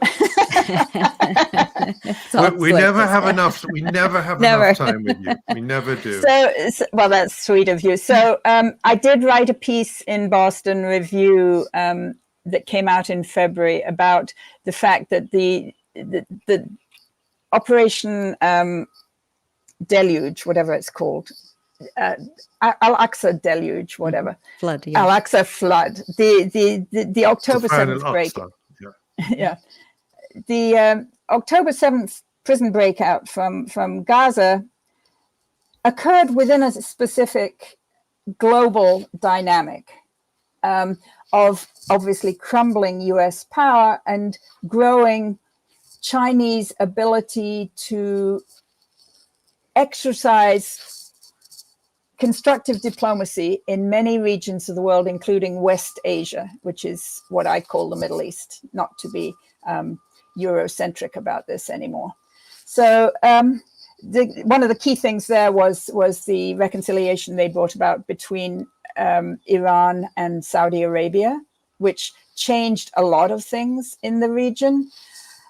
And then you had the Russians withstanding the US military complex in Ukraine and the whole US-led military campaign in Ukraine.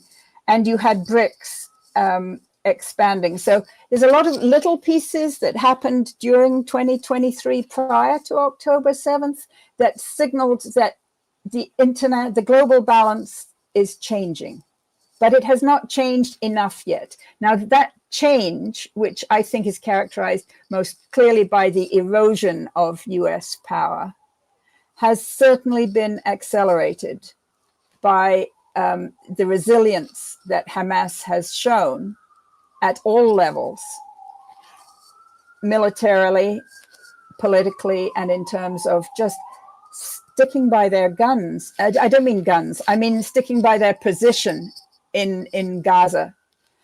It's really interesting. And their guns, frankly. And their guns. And their guns. Yeah. So I don't know if any of you saw the, this is pathetic, Helena doing audio visuals, okay? I don't know if any of you saw the, maybe Tamara can find it and pop this into the chat. I should have sent this, I'm sorry. The Palestinian Center for Policy and Survey Research, which is Khalil Shikaki's body that he runs out of Ramallah, and it's generally, I have to say, fairly anti-Hamas in its orientation, in as much as, if you look at the way he asks questions, and he's very focused on electoral, if it was Marwan Barghouti against Yahya Sinwar, who would you vote for? If it was Mustafa Barghouti against Ismail Haniyeh, who would you vote for?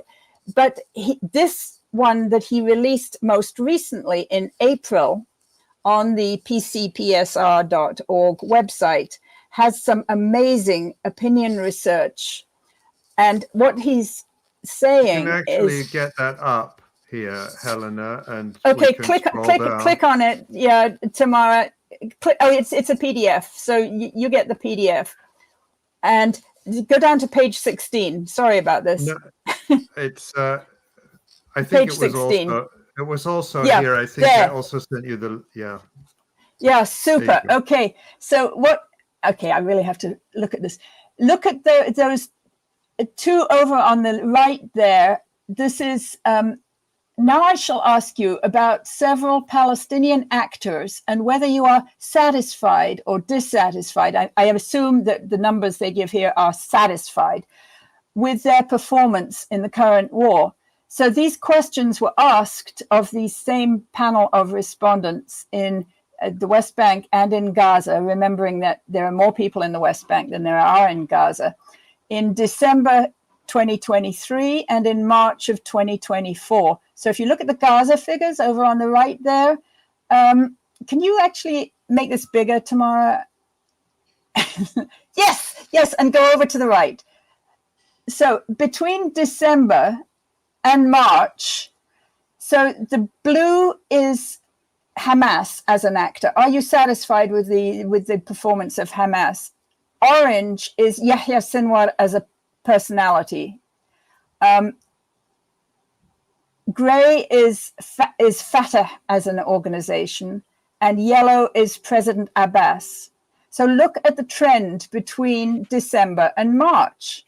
In Gaza, Hamas actually gained more support in Gaza in spite of all the truly terrible things that the Israeli military was doing in Gaza to the people there between December and March. And then, you know, the numbers for Fatah and Abbas are very low. If Tamara could come out a little bit, but it's fine if she can't. Yeah, I mean, but it's also notable, you know, I mean, I don't know how you could take a valid opinion poll in Gaza under these circumstances. I used to do various social studies and surveys, and the idea of getting a valid sample, but nonetheless, and as you point out, this 𝐄𝐿 𝐄𝐿 outfit does tend to be anti-Hamas historically, or at least not very favorable towards them. So it's telling that even they are coming up with this. So I do think that is an interesting observation. But I guess where I was going with this, and sorry, I just find these numbers fascinating. And he does give a fairly good description of how he did, you know, how his people did the methodology in Gaza. I also think the figures for the West Bank are interesting, although, you know, the support for Hamas and Sinwar went down between December and March. Still, they are ways higher than support for Fatah and Abbas in the West Bank, you know, where the US funded patronage networks, you know, should be like just revving up the support for Fatah and Abu Mazen. But sadly, it doesn't seem, our tax dollars seem not to have been terribly effective in that regard. But that was just to underline the fact that there is resilience at all levels in Gaza by Hamas and its networks of supporters who, you know, are extremely active at many levels of policing, of, you know, social service provision, trying to organize the people in the displacement centers and so on and so forth.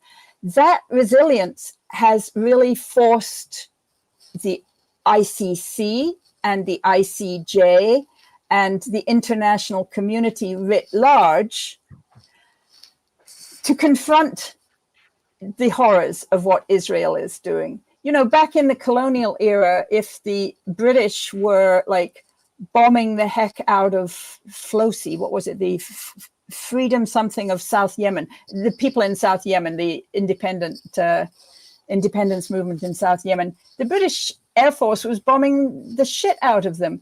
And nobody really knew, nobody could really care. Maybe, you know, somebody would write a little report in some Soviet newspaper or whatever. But now you've got a mobilized international community that is responding to this resilience by Hamas.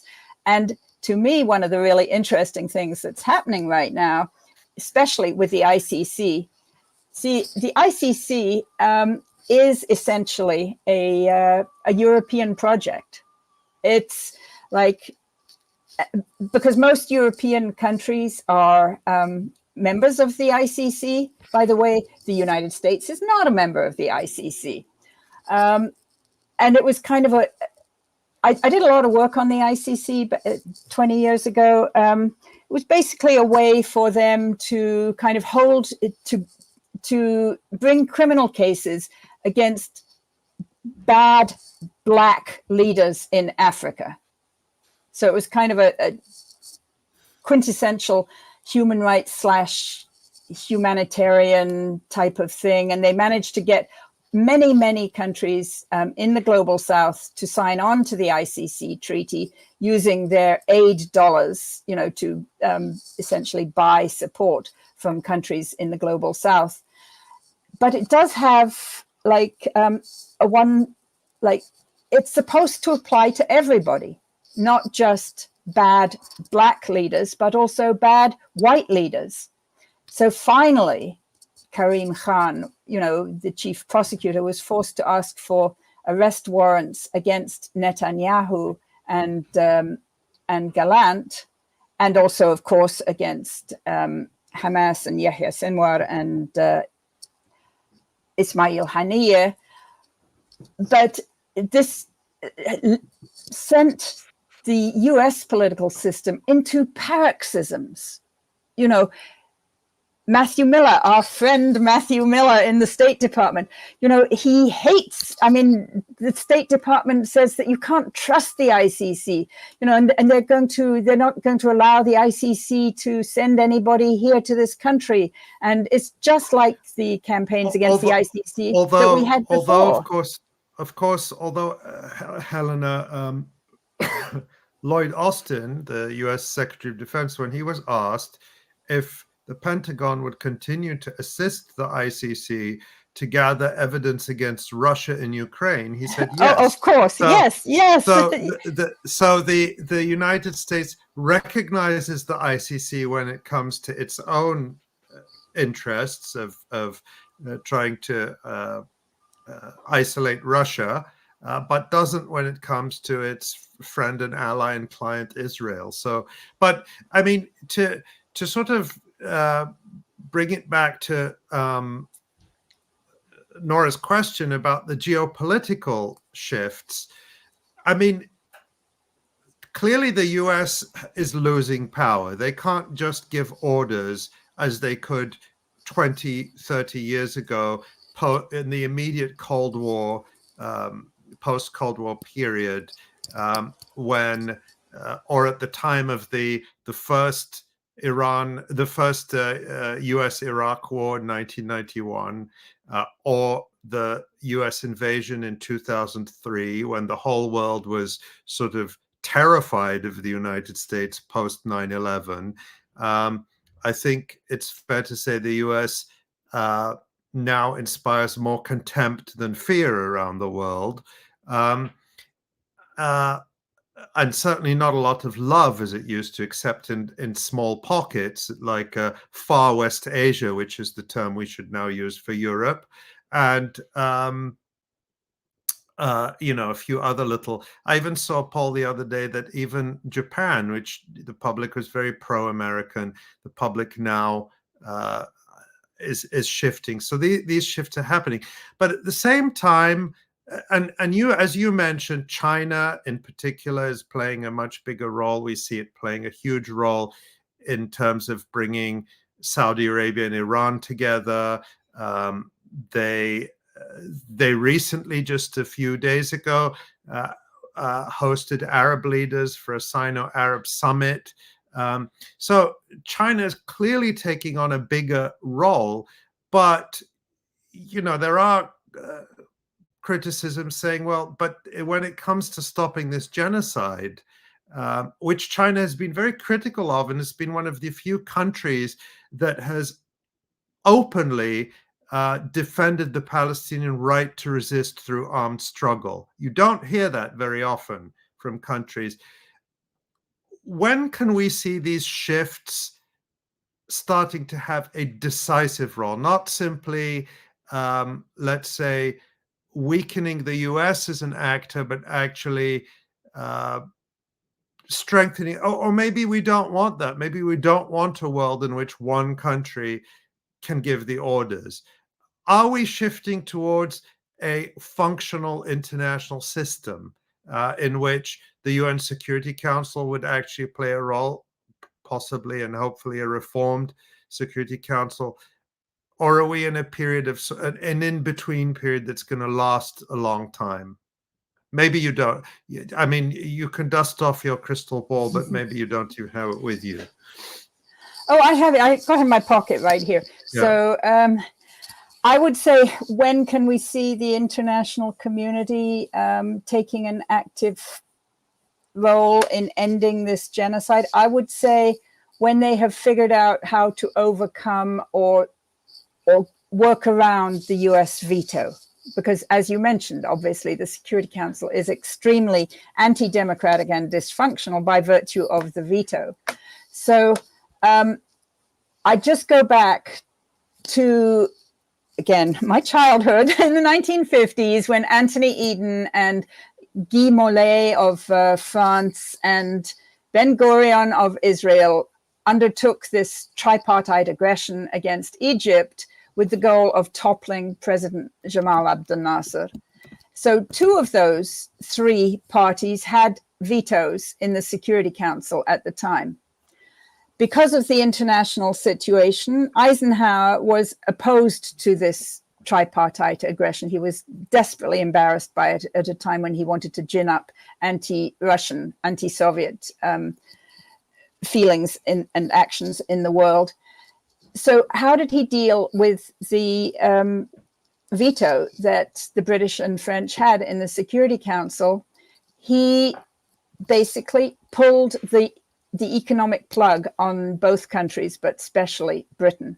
He said, we've been supporting the pound sterling for a long time. That's not necessarily going to carry on happening. And within, I want to say, 24 hours, or maybe 36 hours after he delivered that, Anthony Eden retracted and agreed to withdraw from Egypt. They did actually, as part of that, occupy Gaza and committed many horrible atrocities inside Gaza. So there is a way of getting around a veto that is short of nuclear war, because another way would be to bomb the other country, but that's not going to happen, and we wouldn't want it to happen. And that is to actually bring economic power to bear. So I am thinking, based on a lot of reading that I've done, a lot of people I've talked about these things with, that the Chinese and the Russians and their allies in BRICS, maybe not so much the Indians, but who knows? But you remember, BRICS has recently expanded. It now includes South Africa and Egypt, and Turkey is wanting to join. Saudi Arabia has joined, Iran has joined. It's a very interesting new multipolar economics-based organization that is not a military bloc. So, I think many of us are hoping that it will really usher in a new era of multipolarity using a sense of international fairness and a sense of joint economic interest to build a new coalition in the world that is not built on military power. So when might they pull the plug on the US dollar? That's my question, in the way that Eisenhower pulled the plug on the pound sterling. The way that Joe Biden is going in his slavish imitation of Donald Trump in terms of anti-Chinese policies at every level, economic and military. I think, it's so foolish. And this is, again, coming back to the fact that he doesn't have any adults in his advisory councils in the National Security Council. So he's really bringing forward the day when the BRICS and their allies are going to say, look, sorry, we cannot no longer continue supporting the US dollar. And that you can see some of that is already happening, de-dollarization. It's painfully slow as of now. It's not, your 24-hour Dwight Eisenhower picks up the phone, speaks to Anthony Eden, and then everything happens, very speedily. But we are building that world. We are building a new multipolar world. And it just, breaks my heart that it's being done through so much misery in Gaza and the destruction of 10 universities in Gaza and all the plans that my publishing company had for doing, joint projects with people from Gaza. Those projects, our plans will continue, but in the meantime, we have to get through this misery. So, yeah. And of course, just before we let you go, Helena, we'll remind people that you published through Just World Books this wonderful, important volume, Gaza Writes Back. I also published this, I have to say, by 10 years ago. Yeah, 10 years ago. Can you imagine, what effect those SJP people have had over the past 10 years? But yeah, I'm very proud of what we've published. Yeah. Yeah, you work closely with our dear friend 𝐓𝐡𝐞 𝐄𝐥𝐞𝐿 And it is now. And you know, Ali, we're going to be bringing out a new memorial edition of his book with a wonderful foreword. I'm literally going to put Ali on the spot here because Ali has promised to write the foreword for the new edition. And it's my honor to do so. And it is now 6 months tomorrow. 6 months. Oh God! Oh God! 𝐓𝐡𝐞 was murdered, and we remember him every day and continue to see the light that he shines throughout the world through the enormous impact he's had on so many people. And we're grateful to you for the work you did with him and continue to do by disseminating his work as well. Indeed. Well, Helena Cobban, you are the director of Just World Educational, and we can direct people to go to justworldeducational.org and sign up for the newsletter. You'll get informed about the next, hopefully there will be more in the Understanding Hamas series, but you can get all the information. Oh, we're planning a mixtape. That's great. I love it. Inspired by the resistance itself. Yeah, Helena Cobban, thank you so much for all the work that you do. And we'd love to have you back on very soon, of course. Thank you guys for all you do. I'm just going to sit here and listen to Jon Elmer. Wonderful. We're all going to learn from Jon. Thank you so much, Helena. Thank you. And you are watching and listening to the Electronic Intifada live stream. I'm Nora Barrows-Friedman with Ali Abunimah. Let's bring Jon on. Hello. Hi, guys. That was fun. Yeah. It's great to see you, Helena. Yeah, there's a lot that we didn't even have time to get into. But we come up with a list of topics we want to talk about with Helena, and we inevitably only get through half of them because she's so knowledgeable and so informative that we will get her back again. But just again to stress, the Just World Educational YouTube channel has those in-depth discussions about Hamas and much more. So worthwhile. So really, if you want more, that's the place to go and get it. Yep, exactly. All right. Well, Jon, you're going to take us through the Battle of Jabaliya over the last week, and also what's happening in the north with Hezbollah and also Yemen. Let's get into it. Yeah, I just wanted to also say off the top, because we were talking about the ceasefire, that the resistance ceasefire demands have been clear for many, many months. And I'll just reiterate them here because that was very complicated American-Israeli theatrics that's happening. The number one, there's four points. Stop the aggression, which is obvious. Withdraw your forces from Gaza, also obvious. Allow people to return to their homes. And reconstruction, no siege, end the siege. And those are four basic humanitarian requirements. And I don't think that anyone in the world would expect anything different from a people who are experiencing a genocide right now. And these are the basic requirements. The prisoner exchange is secondary to those principal requirements. And the resistance has made that clear all along, and they haven't changed their position at all. We're just waiting for Israel to move closer and closer to that position, as always is the case in these negotiations. That's how the Gilad Shalit negotiations worked, and it's going to be how these work. And we've said that from the beginning. So I just wanted to put that out there. And all the resistance factions all agree on that. That's the Joint Operations Room functioning. They agree on those principles. They don't have divergent views on point 2, point 4. They don't negotiate around the nuance. These are clear humanitarian requirements for a people experiencing a genocide. So I just wanted to throw that out there to link that to the beginning, the discussion about the ceasefire. So today we are going to do the same thing we have been doing. We still have videos covering only the days since you last saw me, and we're going to start in the south with Rafah. We've got a couple maps here that we'll throw up to show, just so people can understand what we're going to do. Rafah there in the bottom of the map on the border with Egypt along the Mediterranean Sea. You see up where it says Gaza, that's actually the middle camps area that's now under attack. A little further north, you see Netzarim corridor. We will report a little bit more on that today, just because we've been following that story. And then the map of Rafah, if we could throw that one up, Tamara. Did we lose Tamara? Oh, there we go.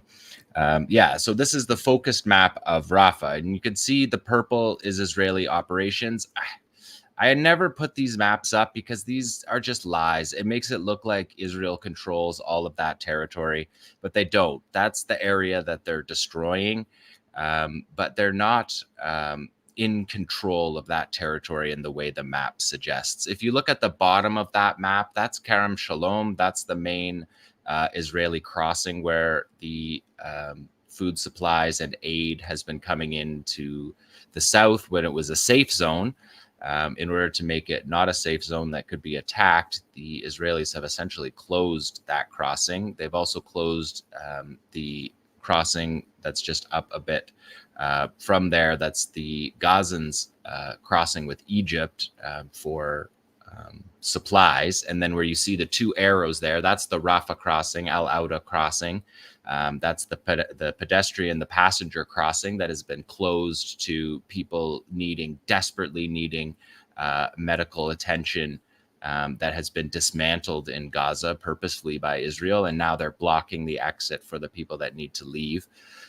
But the main thing to point out about this is the purple line going right up to the Mediterranean Sea there from the border with Israel. That's the Philadelphia corridor. I told you a little bit about that last week, or the last couple weeks. Israel took the complete corridor since we last reported for you guys. So that's what that looks like. And at the top, you can see there is the Mediterranean coast, and the dot that's just above the purple line, that's Tel Sultan. That's where the tent massacres were. And you can see why it created mass panic in the camps, in the safe zones, which are up along the coast. They're up a little higher towards Khan Yunis, Mawasi, where people are taking shelter, because the Israelis were moving in from the east side, pushing westward.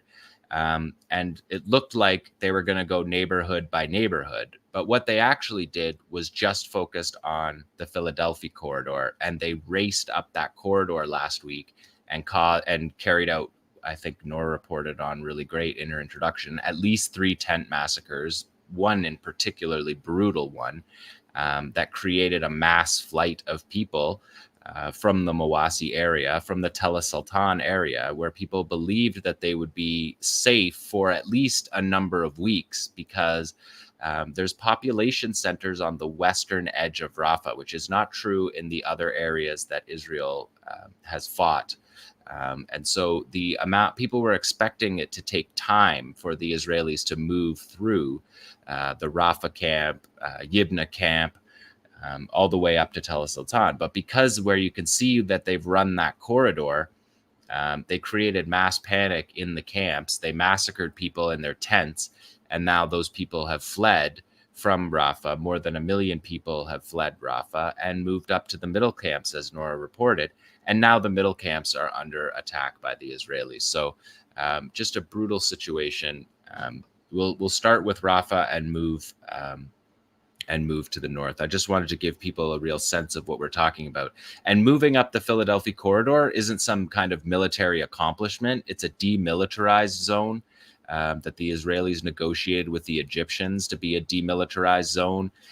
Also in the Second Intifada, Israel destroyed all the houses that would be along the Philadelphia corridor. That's where Rachel Corrie was killed, trying to defend homes of families in the Rafah camp who had their homes demolished to create the Philadelphia corridor.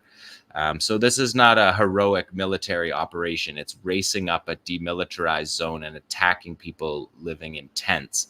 And as was pointed out, people who were born in tents in the late 1940s and 1950s are dying in tents today.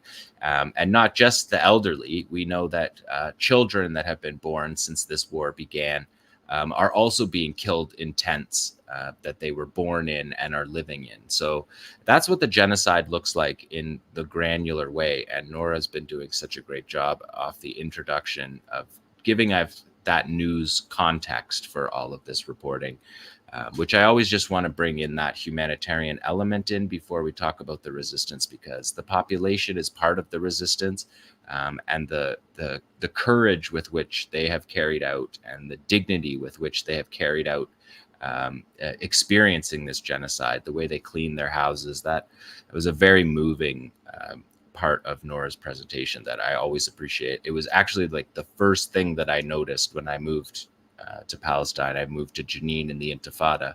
And it wasn't just on a large scale, like after the end of the invasion. It would be as soon as the tanks left, because the tanks would drive down the street, knock the trees over, destroy the roundabouts, crush the curbs, smash people's doors of their shops in.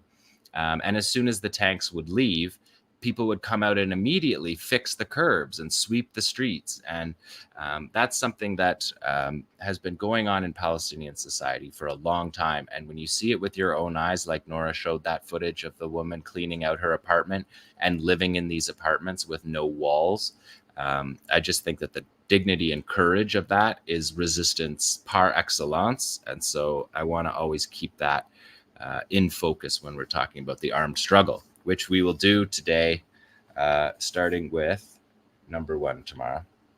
And these are videos that I wish that these ones, they would give us 15 seconds before and after. This is a Yassin strike in Rafah. And you could see the destruction, the hellscape, landscape. But you can see the fighters using that. They're using the destruction to their advantage.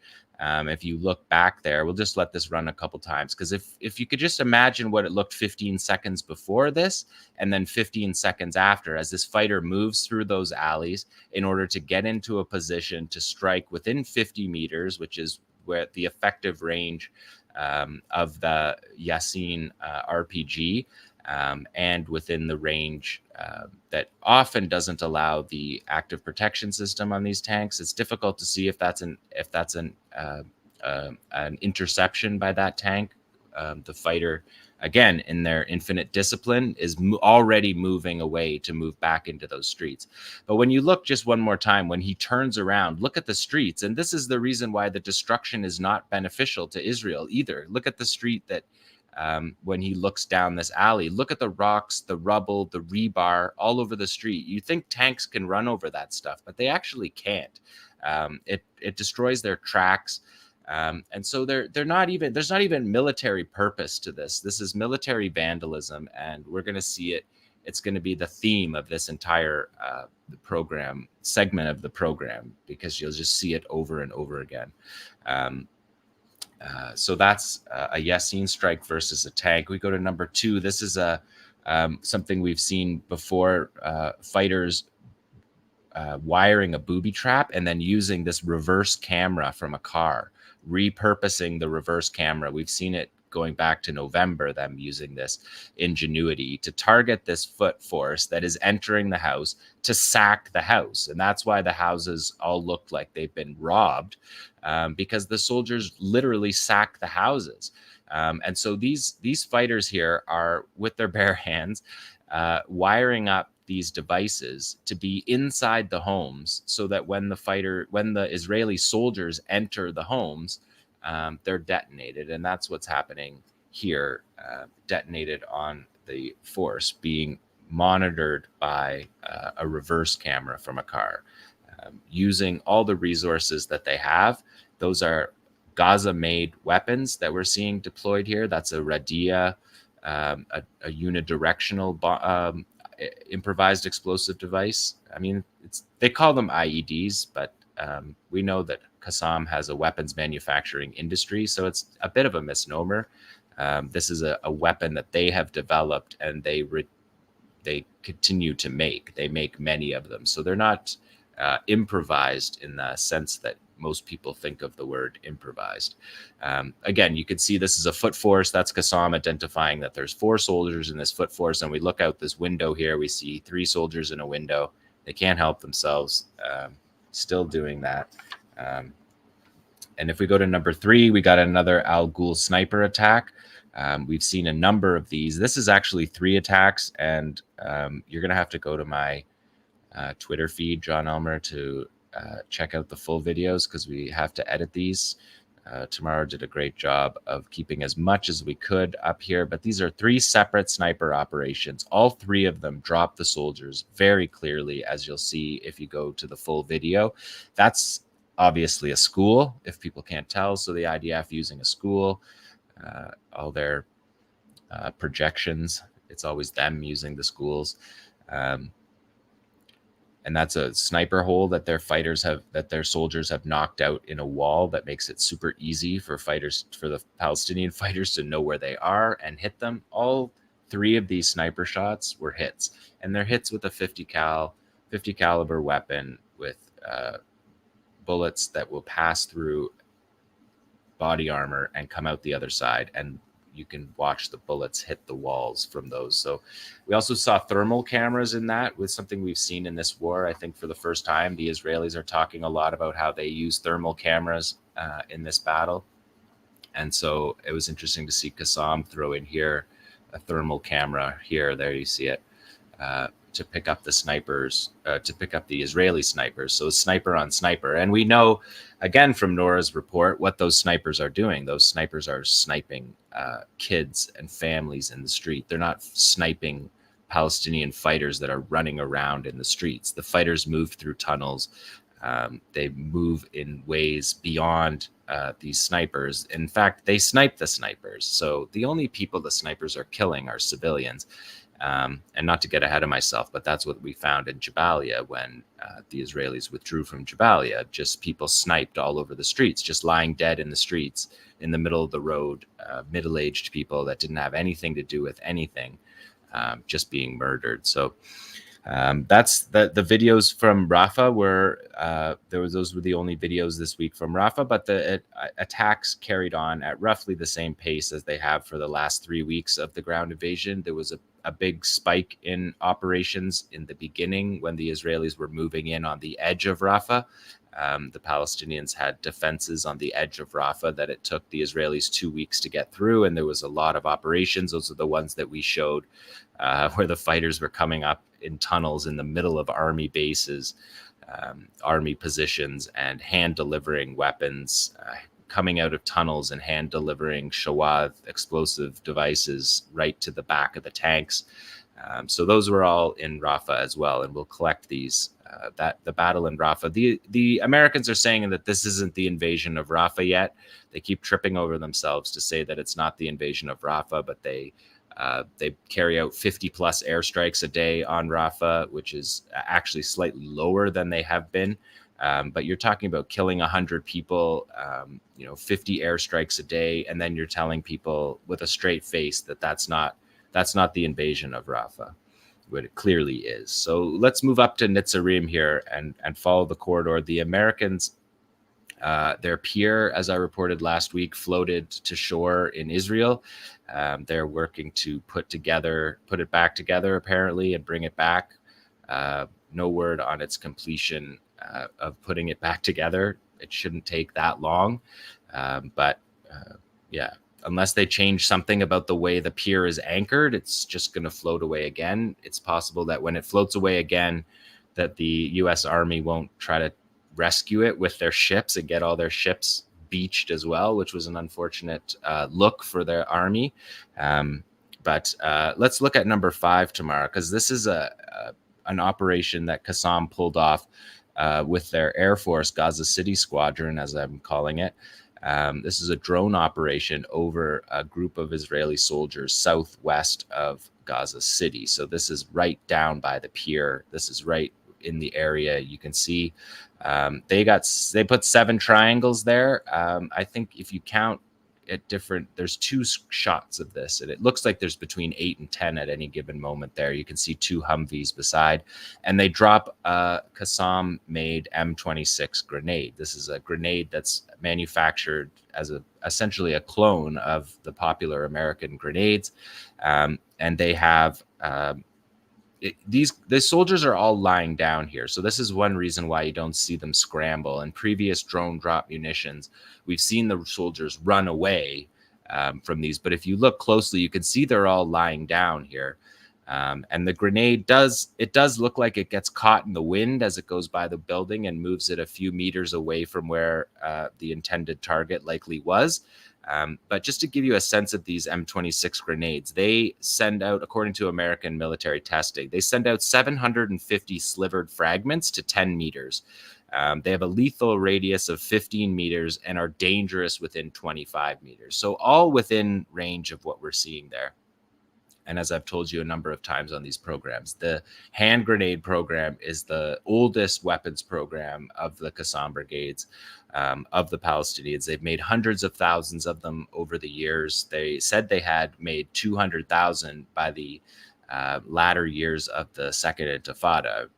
And they started building these grenades under Adnan Al-Ghul and Yahya Ayyash in the mid-1990s. So it was the first weapon that they built, and they built it for the reason because it gets weapons in the hands of fighters when they don't have guns. They didn't have enough guns at that time, and so hand grenades got weapons in the hands of fighters. So we'll just look here and see if we think that this is within 10 meters. If it's within 10 meters, the guys on the outside of this who are lying down would be hit with shrapnel. So there was some talk on the interwebs about how it was a miss. But I think that misunderstands the way shrapnel and fragmentation grenades work. As they say, close only counts in horseshoes and hand grenades, and this is a hand grenade, so close counts. And this wasn't just Qassam, this was a Qassam operation, but along the corridor all week, there was a lot of operations carried out by all the different groups. So if we go to number 6 here tomorrow, we can see the Joint Operations Room. This is the DFLP, the communists working here with the Islamic Jihad Saraya al-Quds fighters. Here they're wiring up a 107 millimeter rocket artillery and these are them screwing on the fuses, getting them all ready. The two groups working together as they always do. So they're attaching the fuses. And then this is a Gaza-built rocket. This is a homemade Gaza-built rocket. You can see them attaching the fins, the stabilizers, and you can see the wiring in there. That's what they're always checking with that multimeter. They're checking the fidelity of the wires to make sure that it works as part of the preparation. And this is an S-5 rocket. This is the rocket that Hezbollah fired from their drone that I covered. I think it was last week. It might have been 2 weeks ago. But this is an air-to-ground missile that is usually put on put on a helicopter and fired from helicopters. But the Palestinians have repurposed them and used them and fired them from ground base. Qassam did that dating back to the cast lead operation was the first time we saw these rockets be used. So they're a 55 millimeter rocket that are usually fired from a helicopter, but that are fired from the ground here. And you can see Saraya al-Quds, Islamic Jihad working with the National Resistance Brigades of the DFLP. And these fighters, we've seen videos like this all through the war. And like I've said, I don't bring very many of these videos because you just see them screwing in things. And then often you just see the rocket going off into the air. And there's been so many videos that we don't show all these videos. But this is what we see all through the war. These groups working together. That's putting the fuse on that rocket as well. So they're attaching the fuse to make the weapons potent from the storing stage. And then we go to number 7. You can see them fire these rockets. And so these are being fired. This is the National Resistance Brigades, Omar Qasem Brigades, firing at Netzarim. So they're firing at there's 3 positions that I showed you last week on the base. That's the sign that says what they're literally doing, firing on Netzarim. And I showed you last week that there's 3 military positions along the Netzarim corridor, and you can see the fighters now in the field reports starting to talk about how they're hitting those spots, that they're not just firing at the corridor, they're firing at now the Israeli makeshift positions, the bases that they're attempting to put in the corridor. And if we just do number 8 really smoothly here, we go to Qassam firing their 114 millimeter Rajum missiles that we have also dug deep into. There are multiple rocket launcher built by the 𝐤𝐿 brigades of their own. It's their own. It's not a clone of another weapon. They made the size and the type of weapon themselves. They're similar to the 107 millimeter rocket artillery that we've seen, but that is something that is built by the 𝐤𝐿 brigades. So that's in Netzarim corridor. So there's fighting still going on in Netzarim corridor. Of course, the Israelis seem like they intend to stay in the corridor. They created a corridor on the Philadelphia corridor in Rafah. They have the Netzarim corridor. They attempted in Jabaliya to push a corridor into Jabaliya. And this looks like it's shaping up to be the way the Israelis are going to fight the war come in the months ahead. Should the war continue, is to set up these corridors and then raid from the corridors as they're doing. And because they can travel up and down the corridor, it makes it more difficult to see the moment that they're going to raid. It makes it difficult for people to know where they're coming from. Whereas when they come from across the border or from the buffer zones, it's easier to see them coming. And so that's one of the reasons why they want the corridor and raid strategy, which is actually a plan, as I've said, is a plan from Ariel Sharon going back to the 1960s and 1970s, the 5-finger plan, which would cut the Gaza Strip in 5 fingers and create manageable zones inside each of those areas, so you can control the population in a more confined area. So like making mini Gazas out of the larger Gaza, making miniature ghettos like they did all over the West Bank, which essentially is a corridor and raid strategy that they use in the West Bank as well, using the roads, the apartheid roads, the roads that only they can travel on, only the Israelis can travel on, and using those roads to attack Palestinian positions. So that's Netzarim corridor. And I want to move to the Battle of Jabaliya camp now, because we have gotten footage. The operation, as Nora pointed out, ended on Friday, but we've been getting resistance videos from the battle. And that's when you read in the field reports, when they say when the fighters returned to their base, returned from the battle lines to their base, that means that sometimes these fighters are showing up in the tunnels 2 and 3 days after the end of the invasion, because they're manning their positions. Maybe their positions get cut off in the tunnel destruction, and they only show up back at their base 2 days later, and they show up with the GoPro camera showing all of these videos. So, and I wanted to just start with Jabaliya, because this is now going to be the 4th episode in a row that we've covered the Battle of Jabaliya camp. And each time I give you I talk about the history of the camp. So this time I wanted to show you some of the history of the camp. So let's go to number 10, Tamara. This is footage from the 2004, he says, leave it to the camera. That's what this is a 𝐤𝐿 video from 2004.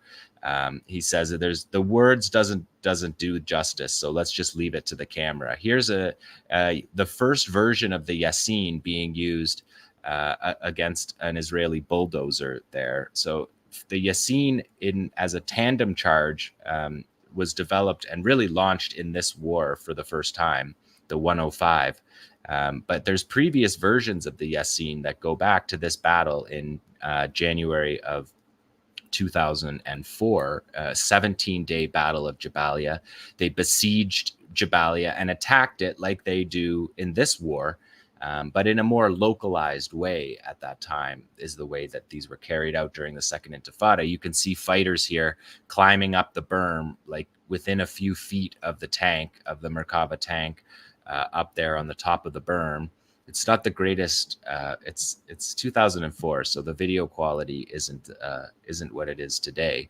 But you can see the roots of what we're seeing today, the camera work, and so in the time the Yasin wasn't as effective when it wasn't a tandem charge. It wasn't 105 millimeters. It wasn't as effective. And so you're seeing in this era, they're using what we called at the time roadside bombs. Here comes the Merkava ready to hit one. They're buried bombs, and that's the way that they carried it out at that time. And so you can compare that to the way we've seen them deliver the bombs by hand in this war and use the Yasin as their main weapon. So here you see a bulldozer that's going to run over a roadside bomb here. And these roadside bombs were a key part, and something you see in the West Bank as well. You're seeing them right now be used. This is a qualitative, at the time, was the qualitative way of attacking Israeli armor. When you didn't have rocket-propelled grenades that could penetrate the armor, the Palestinian fighters buried the bombs and hoped that the Israelis would run over. Do you want to run it one more time through tomorrow? Yeah, so you can see he says, we leave it to the camera. So it's the same ethic that we're seeing today. It's a little bit more raw, but this is how they fought the 17-day Battle of Jabaliya in 2004. That if you went to Jabaliya today, people would tell you about the heroism of the Battle of 2004. The kids that you see in this video are all grown up, and they would tell you this is part of this history. 2004, 1987 at the beginning of the Intifada, and all through the Intifada.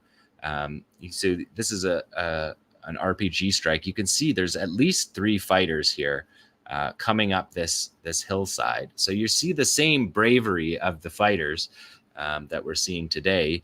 But now the fighters we're seeing today are have been training for 20 years since this battle. And you can see the difference in the quality of the operations compared to the more limited times. In 2004, the Israelis were inside Gaza. So Gaza was sealed off, and the Israelis were inside it with settlements, with troops, which made it harder to get a weapons industry off the ground, because the Israelis could attack at any moment because they had positions inside the Gaza Strip. So this is one of the last things that the Israelis did before they withdrew in 2000, was to attack Jabaliya. This Merkava gets one here, and you can clearly see. And in the video, I edited these clips, but there's footage of kids like standing on the tracks from the tanks, because the tank track was blown off and they towed the tank. These are videos that 𝐓𝐡𝐞 has been putting out for a long time. This is a part of their resistance strategy to have cameramen embedded within the units. I mean, this is the early days of digital cameras that they're using here, and selling CDs in the markets of these videos. Before they had the social media channels to do it, they got the videos out this way, and Hezbollah did it before that with VHS tapes.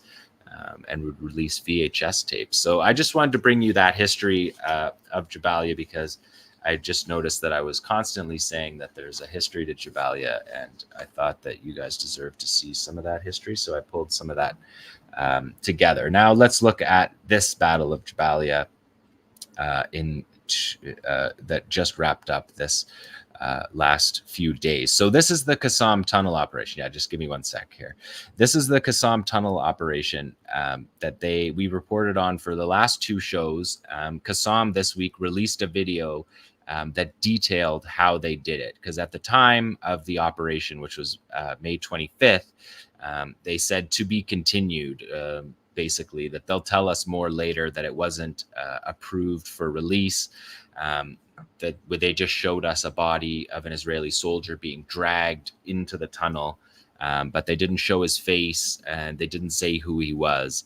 And so they put out a video this week. And this video, the footage in this video is illustrative, but it's all footage that 𝐓𝐡𝐞 has shot from previous operations in tunnels throughout this war, that we have seen them. So you might recognize some of them. I recognized some of them and double checked that they weren't recycling footage, because they haven't been doing that, and they are not doing that, because it says on the screen that it's illustrative, that they didn't have video footage underground of this operation, of all of this operation. So so let's let it roll, because it's Abu Ubaidah. He's saying the enemy forces are rummaging through the rubble in search of the remains of some of their prisoners who had previously been deliberately bombed. So Qassam is saying that the Israelis killed them. They send thousands of their this is Abu Ubaidah. They send thousands of their soldiers into the alleys of the Jabaliya camp, sacrificing their soldiers' lives for the sake of Netanyahu's professional and personal gains and the interest of his extreme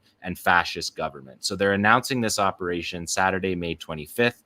That we remember Abu Ubaidah announced it at midnight that this operation had just taken place.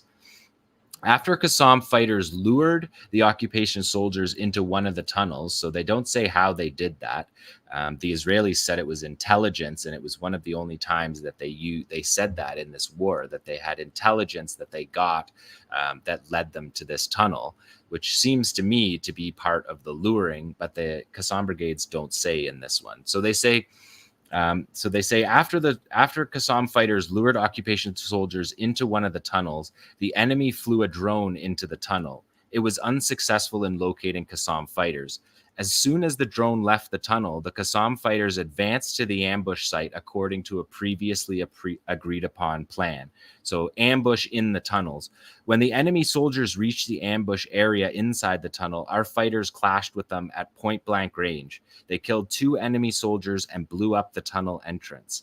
At that point, the enemy dug the area around the tunnel, surrounding the tunnel. We've seen them do that before, where they dig everything out. Rather than go in and fight in the tunnel, they dig all around the tunnel and destroy it that way. After that, the enemy dug surrounding the tunnel's entrance down to its path and sent its soldiers in, thinking that Qassam fighters had withdrawn.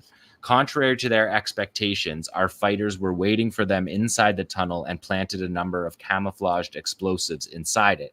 And when we go through the video again, you'll see them planting in previous operations, planting explosives inside.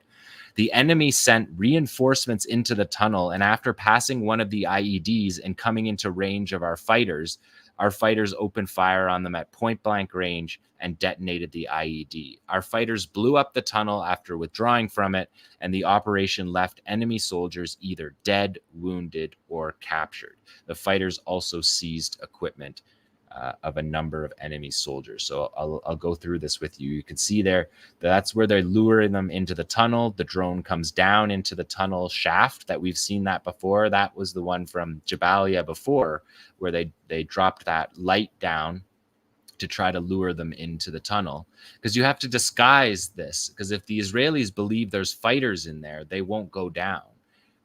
They won't fight, so they have to be lured in. And so this is them digging.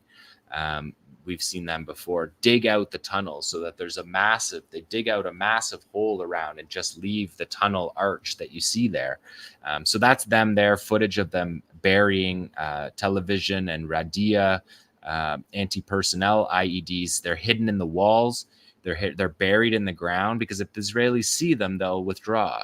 And so that's the key part of these ambushes is disguising the weapons. That's the captured gear from their soldiers. It looks like special forces gear, which makes sense because Israeli infantry don't go in the tunnels. They're open about that. The infantry soldiers do not go in the tunnels. If they find a tunnel, they call the special forces engineering combat units. And they call them combat engineers, but the Yahalom units aren't actually combat fighters. They're tunnel neutralizers. And then this is the interesting part here. Why are you lying to your public? They show the face of the fighter. Why are you lying to your public? You know his identity well, they say. Is he one of your mercenaries you've been announcing since you have not been announcing since October 7th? Or is your racism present even in the distinction between your dead? So this is Abu Ubaidah saying, where's the missing dead?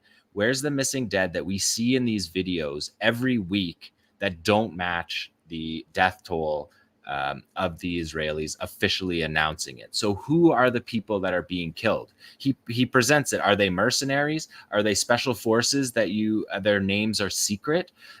Or are you using only naming people, only naming Ashkenazi Jews that are killed? Are you only naming the officers? This is Qassam sort of putting it to the Israelis, like, where's the missing dead that people who watch this show know are all throughout these videos are dead and severely wounded soldiers that are not showing up in Israeli casualty reports. To the family of those killed and those held hostage, do not believe your government or your army. You are invited to investigate who this soldier is, together with the rest of his force members who were killed, wounded, or captured. So that's 𝐓𝐿 describing that operation. They lured them in the first place. The drone comes down into the tunnel to look for the fighters. When it sees no fighters, then they go in the tunnel. It's the opposite of an army that was trying to defeat 𝐓𝐿 in the tunnels. They're trying to knock out some small portion of the tunnel, but they're not trying to go into the tunnel. They're not trying to map the tunnel. They're not trying to understand how the tunnel works and operates so that they can destroy the tunnels. They're not doing that. They're destroying the shafts. They're putting emulsia in the shaft and blowing up the doors.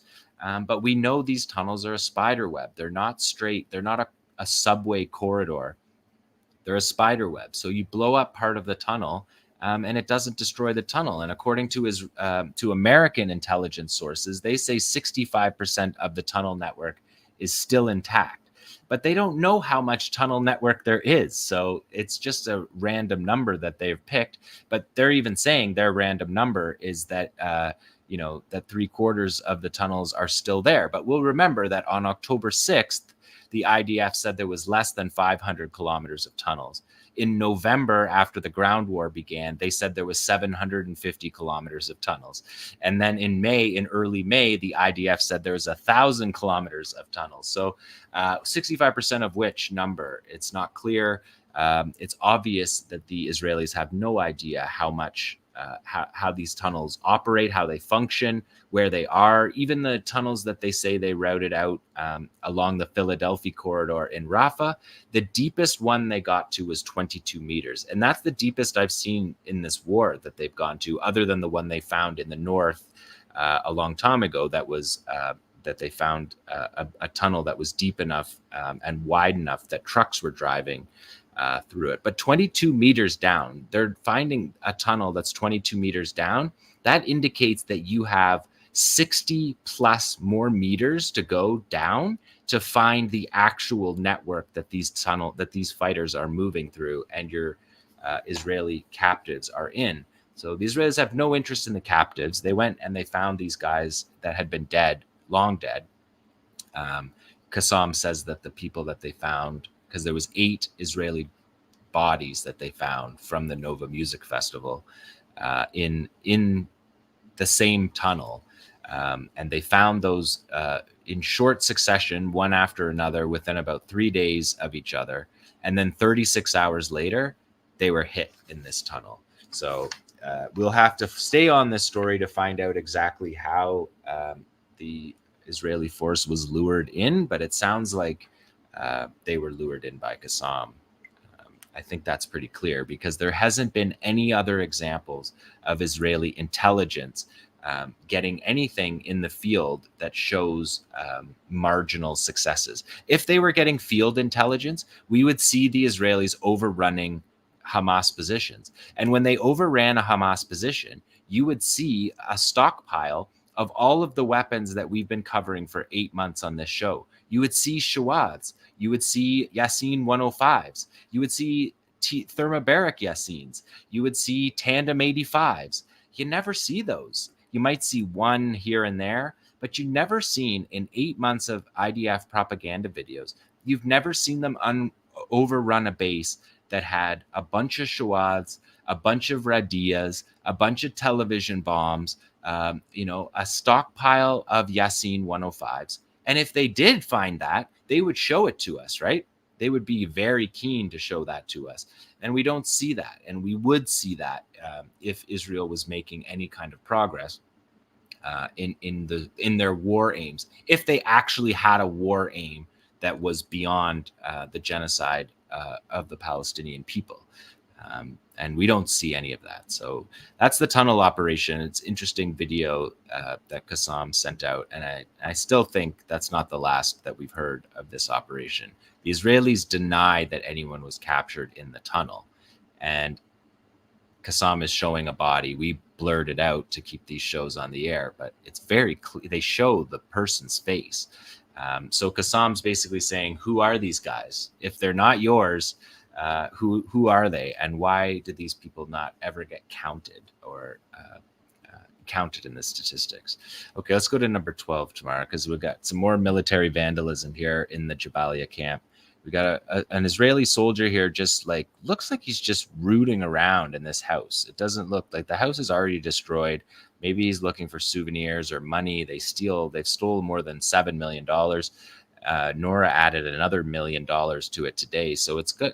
They're getting up towards $10 million in cash stolen. This Israeli soldier gets hit by a thermobaric warhead. And because his forces in their infinite wisdom just destroyed the front wall of this building, he dies because of that. So they're sacrificing their own soldiers in order to kill more Palestinians, in order to destroy more Palestinian life. And it cost this guy his life, almost certainly. Thermobaric is a fuel air explosion that you don't want to be around it. So, and that's, the soldier says there's fresh target. There's a fresh target there. They're watching him from that close. That's very close to be watching. So all of these videos show that the fighters are always very close to the Israelis. The Israelis said 10 died in Jabaliya. They acknowledged 10 killed in Jabaliya, 10 of their fighters, 10 of their soldiers killed in Jabaliya. But about Palestinian fighters, they say between 350 and 600. So if you want to just have a summary of how they just throw out meaningless numbers, they're saying there was either one or two. You know, it's either 100% difference in the number of kills, and we know that they're just civilians. The record of hundreds of fighters is just not there. There's no record of that, and people would find it. What people found, they did find fighters in the camp, and they do find and they count their bodies. But what we saw was not fighters. We saw civilians in civilian clothes, and because they had been left in the street for 3 weeks, they were skeletons inside their clothes. So just brutal, just brutal. Let's go to number 13. Here's three, because 𝐓𝐡𝐞 has done this again with an Al-Ghul. This is an Al-Ghul sniper op. This is 3 soldiers killed with 2 shots. We had to cut it out again, so maybe Tamara can throw up the Twitter for people to can follow up on these videos, because these 2 guys that are standing here side by side there, they're shot and the bullet goes, they put double triangles on them. It's another double kill. The shot goes right through one of the soldiers and into the other, and they both drop down. This guy here gets shot from the perpendicular to the camera. He gets shot coming down the street here, and the bullet goes right through him. So those are at least 2 kills, probably 3, because these 2 guys both go down heavy together with the weight of the Al-Ghul sniper rifle and the ability of the Palestinians to wield this weapon. So it happened twice in 2 weeks that we've seen the Al-Ghul used for 1 bullet to kill 2 soldiers. Let's, after this guy cuts here tomorrow, we'll go to the next one, 14. But you can see how close together they are there. And we had to edit it. Tamara did it. Blame Tamara. So this is 𝐓𝐡𝐞 𝐄𝐿. They put out a mixtape. This is a Battle of Jabaliya mixtape, and they indicate that they carried out 21 RPG operations against soldiers and vehicles, 6 sniper operations. They use 2 kinds of sniper operations. They use an Iranian Syed 50 cal, and they also use the Dragunov that you saw there. We'll play this a couple times. They announced 13 close quarters gun battles, so that's like a gunfight up close. 9 rocket barrages, and you can see there's the S-5 missile that we watched, rocket that we watched them put together. 35 mortar operations, so not 35 mortars, 35 operations of firing mortars, multiple mortars, and 10 IED operations against armor and soldiers. And you can see them wiring them up here. We've seen these videos. You guys will remember. We watched these videos. They put together a mixtape of these, and one down quadcopter, which you could see is certainly downed. We've seen them land them pristine without a scratch, and that one is not that. That one got blown out of the air. Pretty spectacular. Let's run it one more time just so people can we'll count with them. So the 21 RPG attacks, you can see them popping out into the street there. 6 sniper operations. That's their Saeed. That's their Al Ghul. You can see we saw that video. It hits, that sniper hits. That's a Dragunov. He hit that guy. We saw that. These are 13 close quarters gun battles. So these are fighters in the streets. We're seeing them with tactical vests, which is interesting for these fighters. These are the Israelis said that when they went back into Jabaliya, they were expecting to fight 1 battalion. They're fighting in the southern Jabaliya refugee camp, and the southern Jabaliya refugee camp borders on on the city of Jabaliya.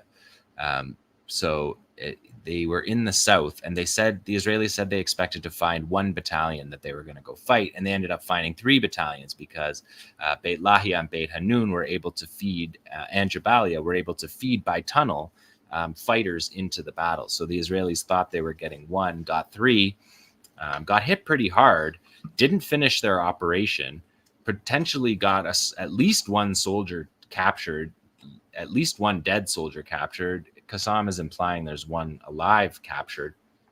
And the Israelis didn't finish. There's no resolution to the operation in Jabaliya. There's still areas of the southern refugee camp that they didn't go into because one of their units, one of their brigades was due to rotate out. Their training brigade, the IDF training brigade, was due to rotate out.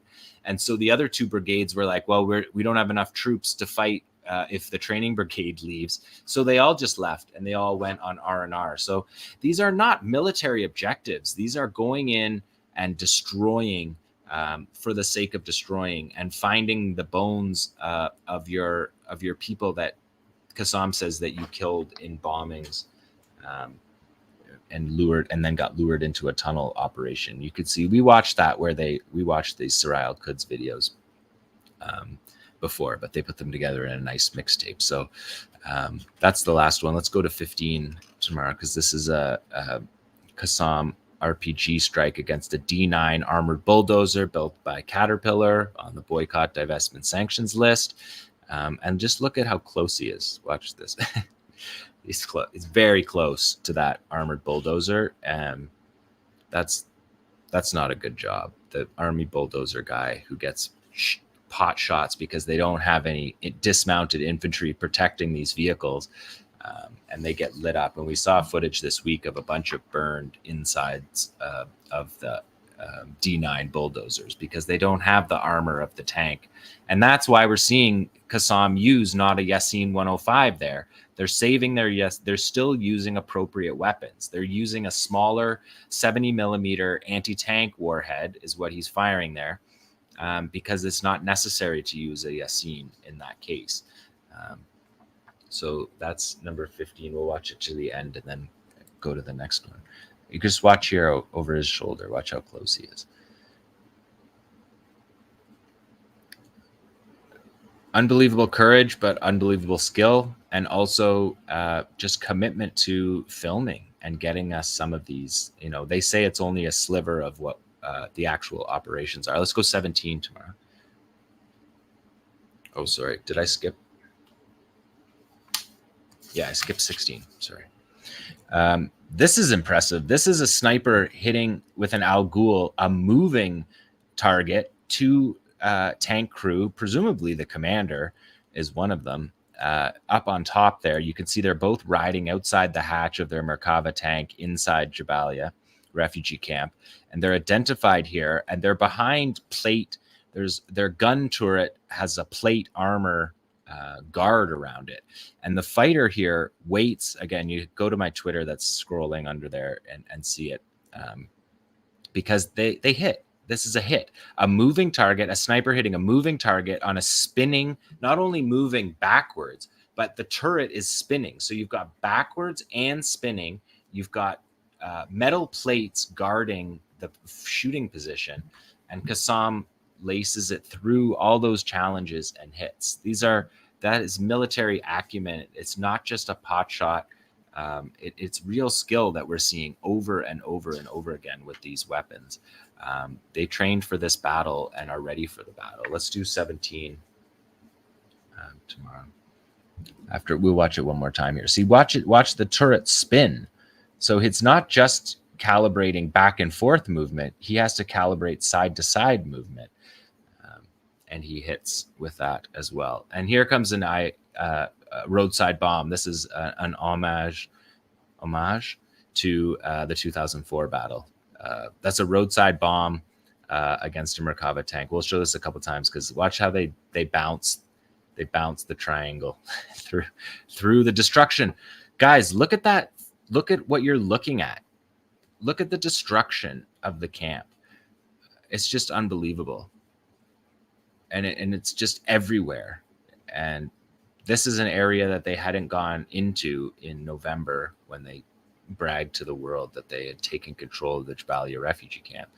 They just wanted to go back in and smash some more, and get hit and get their soldiers killed, as Abu Ubaidah said, rummaging through the alleys, getting their soldiers killed. So let's go 18 here tomorrow. This is a booby-trapped house.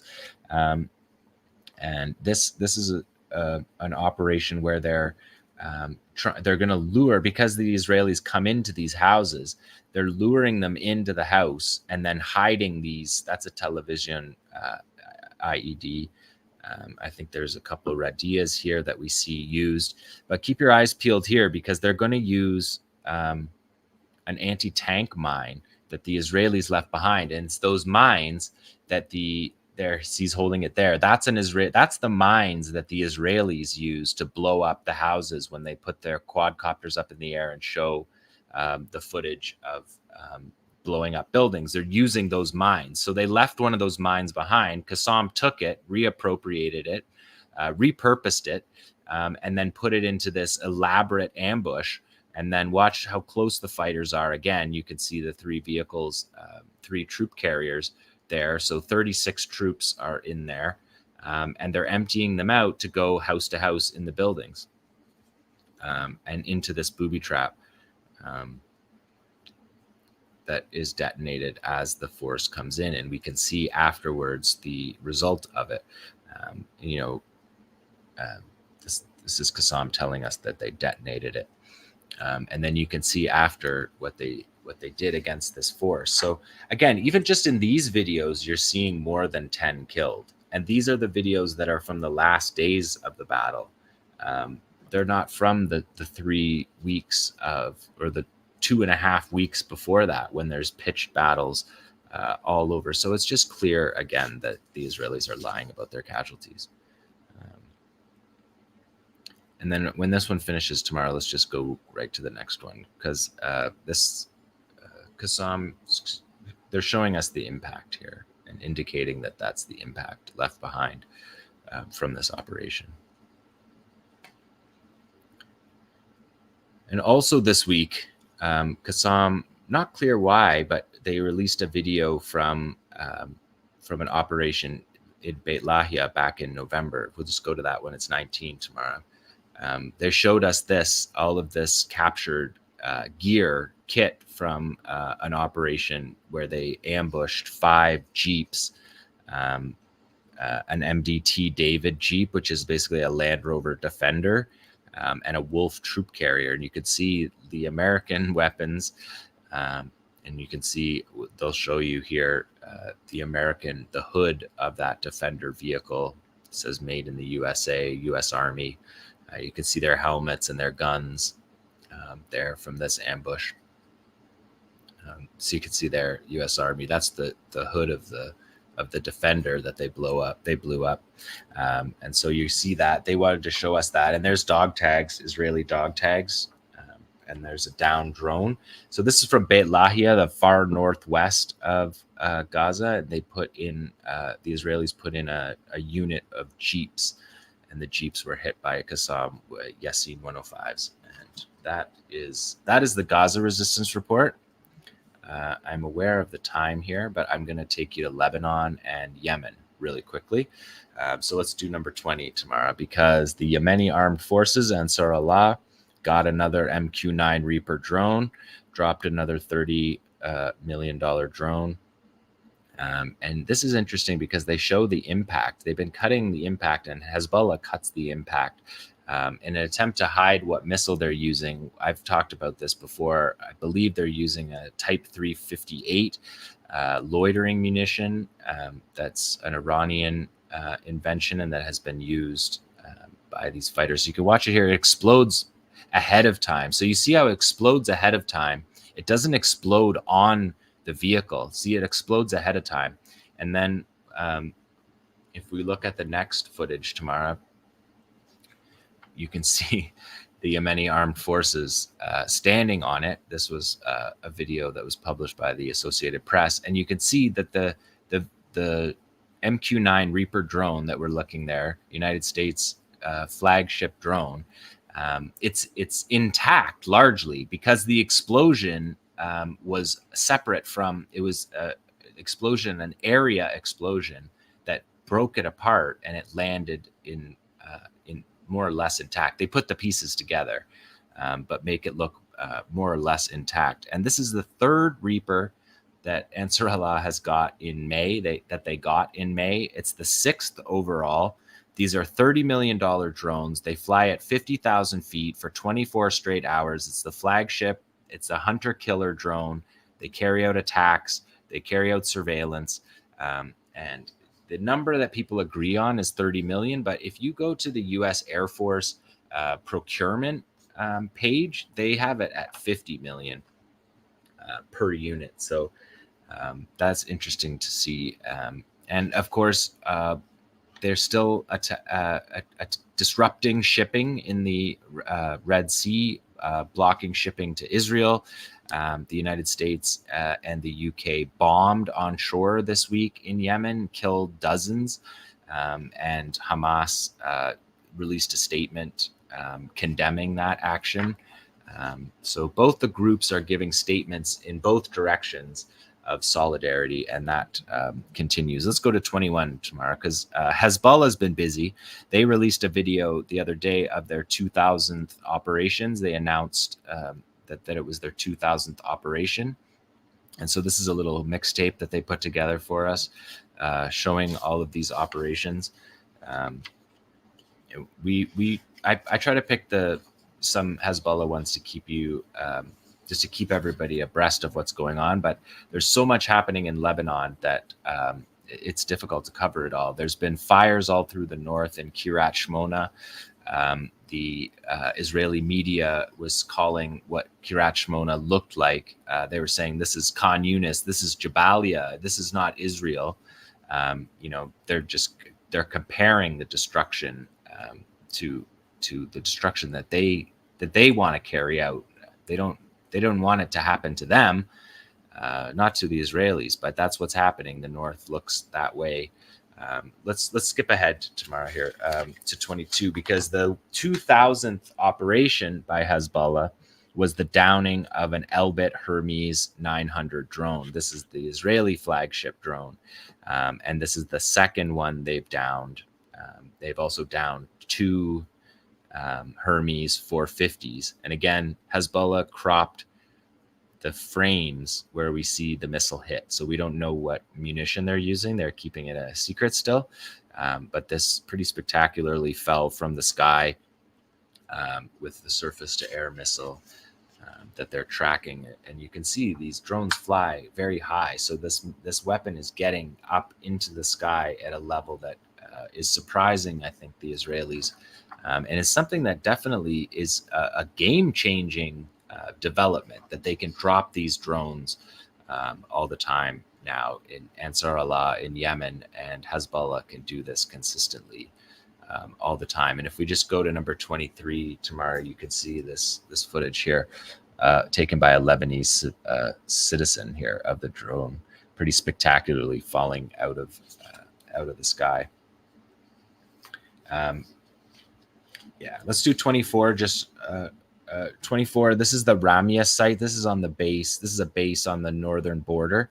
And Gallant, the defense minister, Prime Minister Netanyahu, Israel Herzog, the president and chief of staff of the IDF, Halevi, they all visited this site, and they did a press conference saying that they had pushed Hezbollah 10 kilometers off the border.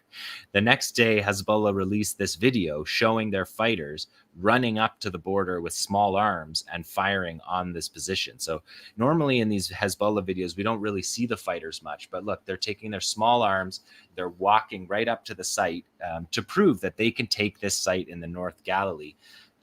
They can come across the border and take this site. And Israeli media was talking about this all night because they were saying, because the Israeli media knew it was propaganda, that Hezbollah's not pushed 10 kilometers off the border. And Nasrallah says from that speech that text that there, it just said, if the fighters wanted to go to the site, they would have gone to the site. And if they wanted to enter the site, they would have entered the site. So Nasrallah playing mind games with the Israelis at the Ramia site here. And you can see them taking their weapons right up to the edge, firing RPGs and AKs at the base, just to prove that they could take this base anytime they wanted. They're not 10 kilometers off the border. Let's do 25 and 26 really quickly here.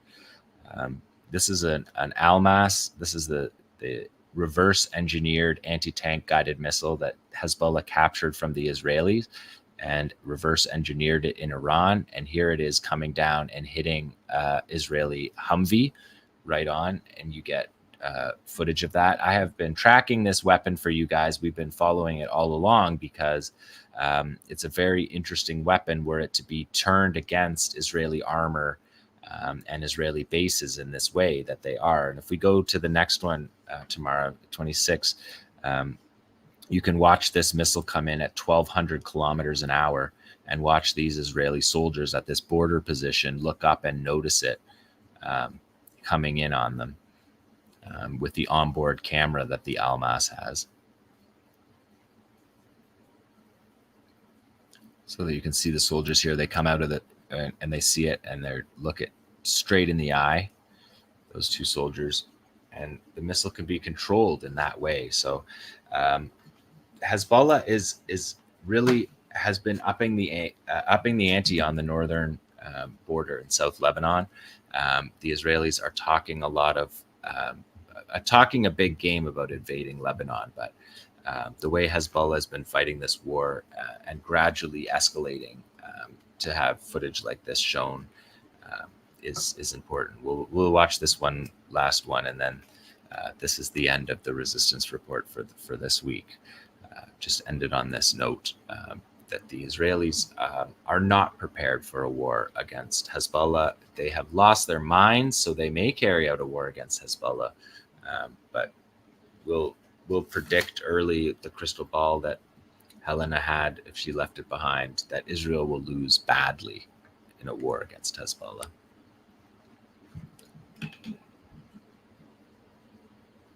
And that is the resistance report from the south of the Gaza Strip to the northern border with Lebanon.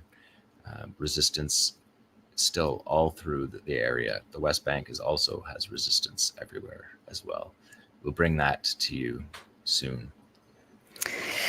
Wow. Thank you so much, John. People in the comments are saying bravo. There was a lot that you covered there.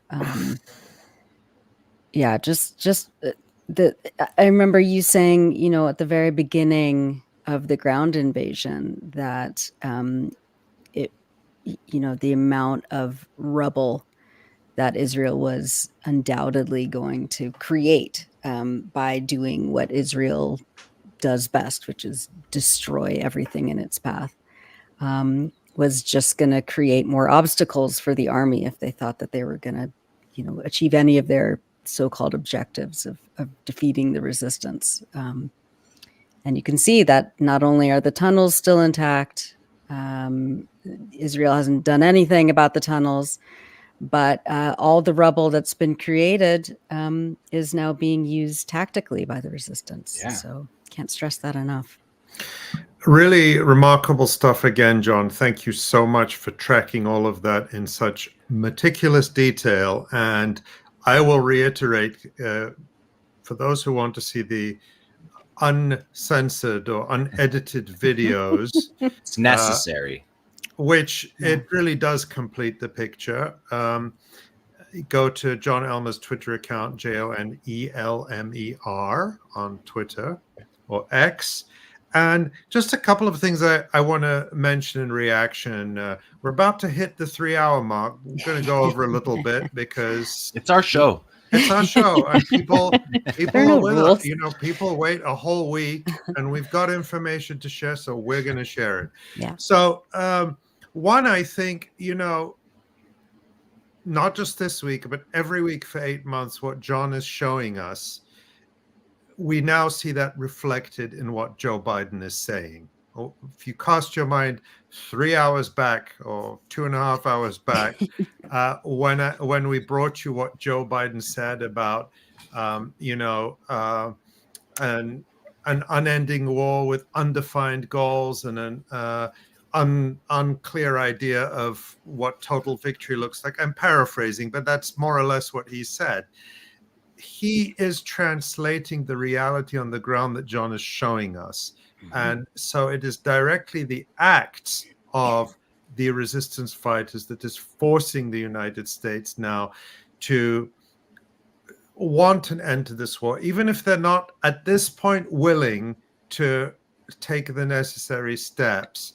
They are now saying publicly, Israel, there's no point. You can't win. No matter how long you stay in Gaza, you're only going to be pulled deeper in being bogged down while your military is destroyed, your economy is destroyed, and you become more isolated. So I think making the direct connection between what the resistance is doing and the world politics is essential. The resistance, not Joe Biden, is driving the agenda. And that's really important. The other and one of the things he said is he said, think what will happen if you miss this opportunity for a ceasefire. Like he was saying, think of how much worse it will get, right? They're saying that the resistance is capable of making this situation much worse for Israel than it already is. And the tone of Biden's speech was like, this is the moment. We can't let this moment slip. Because if you carry this war on indefinitely, the entire project of Israel becomes cast into doubt. Yeah. And another thing he said, which I'll just, again, this is reading from Joe Biden's speech. He says, and once a ceasefire and hostage deal are concluded, it unlocks the possibility of a great deal more progress, including calm along Israel's border with Lebanon. So what he seems to be saying there, albeit indirectly, is you're not going to get calm by military means with Lebanon. You can't do it. You don't have the means. The only way you can get calm is through a political agreement. And that also reflects what Hezbollah has said all along, which is that this is a support front for Gaza. We're not interested in a full-scale war, but we're ready for one if Israel decides on that. But Hezbollah has said when the war on Gaza ends, the fighting on the border with Israel will end. And so now Joe Biden is reflecting the Hezbollah position. Of course, he wouldn't admit it. He wouldn't call it that. But that's in reality what he's saying. So I just wanted to point that out. Yeah. And then on Yemen. I think that's the first time he has said that. I think that's the first time that they've actually diplomatically linked the North in any kind of speech that they don't want Israel to start, saber rattling and go into war with Lebanon. They don't want it. He cited the North, that there is a solution to the North and the Red Sea. So that was one interesting part about it, is that they seemed at least to have a moment of clarity. They're going to lose the war. It's not just Gaza. It's Lebanon. It's the Red Sea. And that all of these fronts get worse. They don't get better. You don't deter the Yemenis. Hezbollah is far more powerful than Israel's giving them credit for. I think, at this point. I don't think you would be saber rattling with Hezbollah if you understood the existential cost of a war like that. But that's what the Israelis are saying. They're saying it's existential. And Nasrallah said that in his speech the other day. He said that all their leaders are saying it's an existential war. And because of that, Nasrallah said everybody that can participate in this battle, this historic battle, should.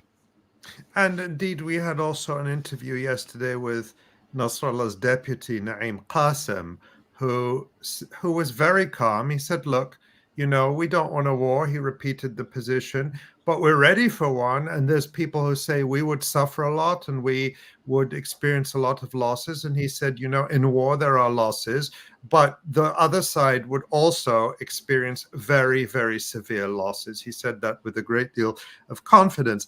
And I just want to mention also the Red Sea, Yemen. You showed us the Yemeni military now becoming excellent at shooting down these very expensive Reaper drones. And this gets underplayed because just in the last few days, the US and the US and Britain bombed Yemen, killing and injuring dozens of people in retaliation for Yemen's anti-genocide intervention. But what gets underplayed is the enormous global impact of this Yemeni intervention and how this is imposing a severe cost on not just Israel, but on the United States, on Europe, and so on. And just to give you some numbers that don't get reported, Sal Mercogliano, who is a shipping analyst, he has a YouTube channel called What's Happening with Shipping, or What's Going On with Shipping, I think. But it's an interesting channel because it's a very specialized channel that monitors these things very closely. He's the Jon Elmer of international shipping, let's call him. And he's not he's not someone who's politically sympathetic to the Houthis or to Yemen.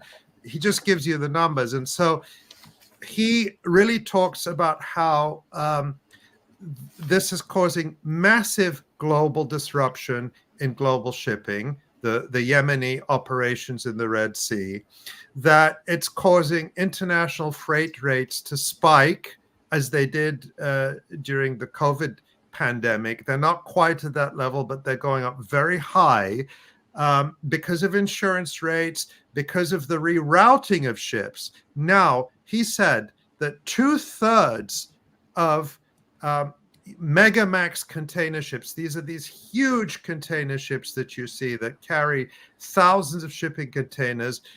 2/3 of those ships are now routing away from the Red Sea and around the Cape of Good Hope, so the long way around Africa, and that represents 3/4 of global tonnage.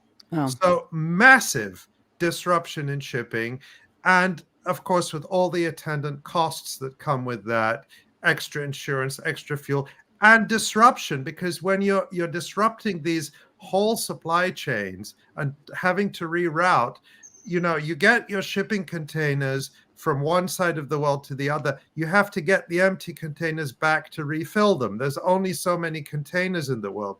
So it's very complicated logistically.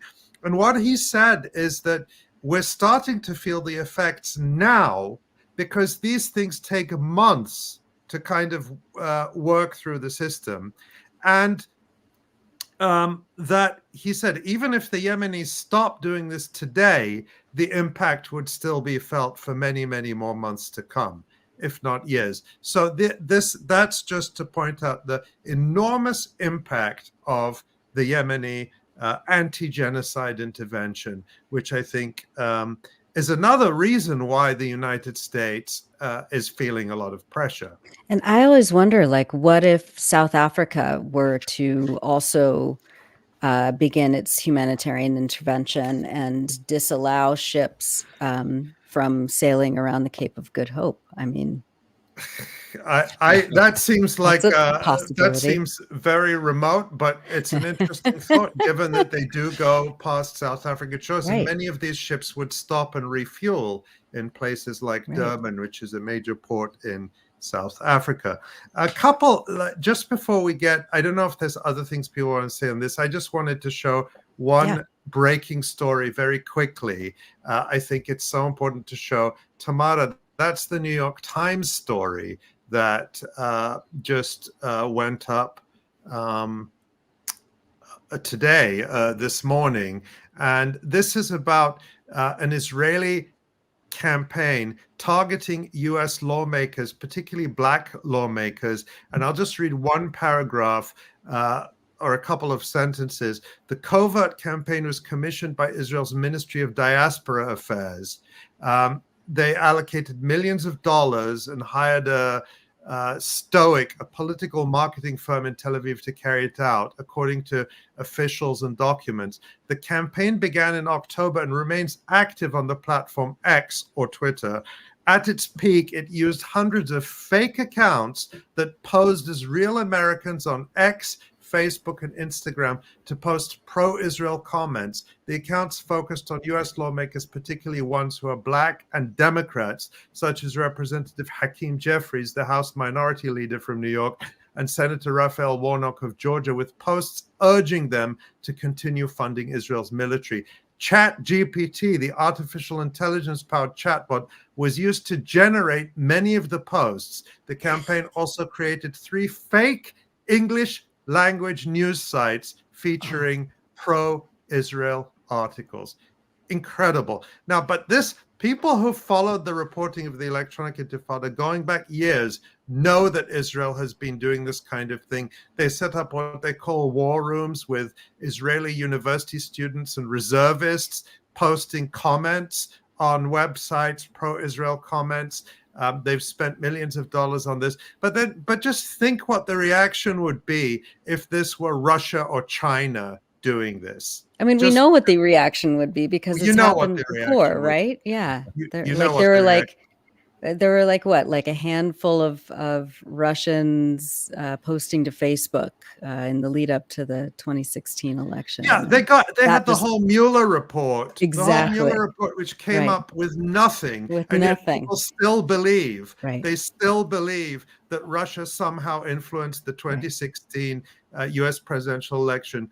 A load of nonsense, a load of absolute nonsense. And Aaron Mate, who's now at the Gray Zone, covered that for years, completely debunking as meticulously. It was a big lie, just the way, for example, the mass rapes was a big lie. And the way we've debunked it meticulously, you wouldn't know it was a lie from reading the mainstream media. You only know it's a lie if you follow independent media like us or a few others. But yet here it is in the New York Times, the Israeli influence campaign. And now we're in election season in the United States. The UK is having elections. Imagine what they're doing in the UK as well. Again, our colleague Asa has followed for years and years the influence campaigns on the Labour Party, the covert campaigns, the fact that Keir Starmer, who is likely to be the next prime minister, the head of the Labour Party, hired a former Israeli military intelligence person to work in Labour Party headquarters. So just again, I mean, I just wanted to flag. Yeah, I haven't read it yet, but did the New York Times even was it self-aware at all in the article talking about the role that it had played in fomenting this kind of Russiagate propaganda, especially around the election? They do mention it briefly. They say, they say that Iran, North Korea, China, Russia, and the United States are widely believed to back similar efforts around the world. Wow.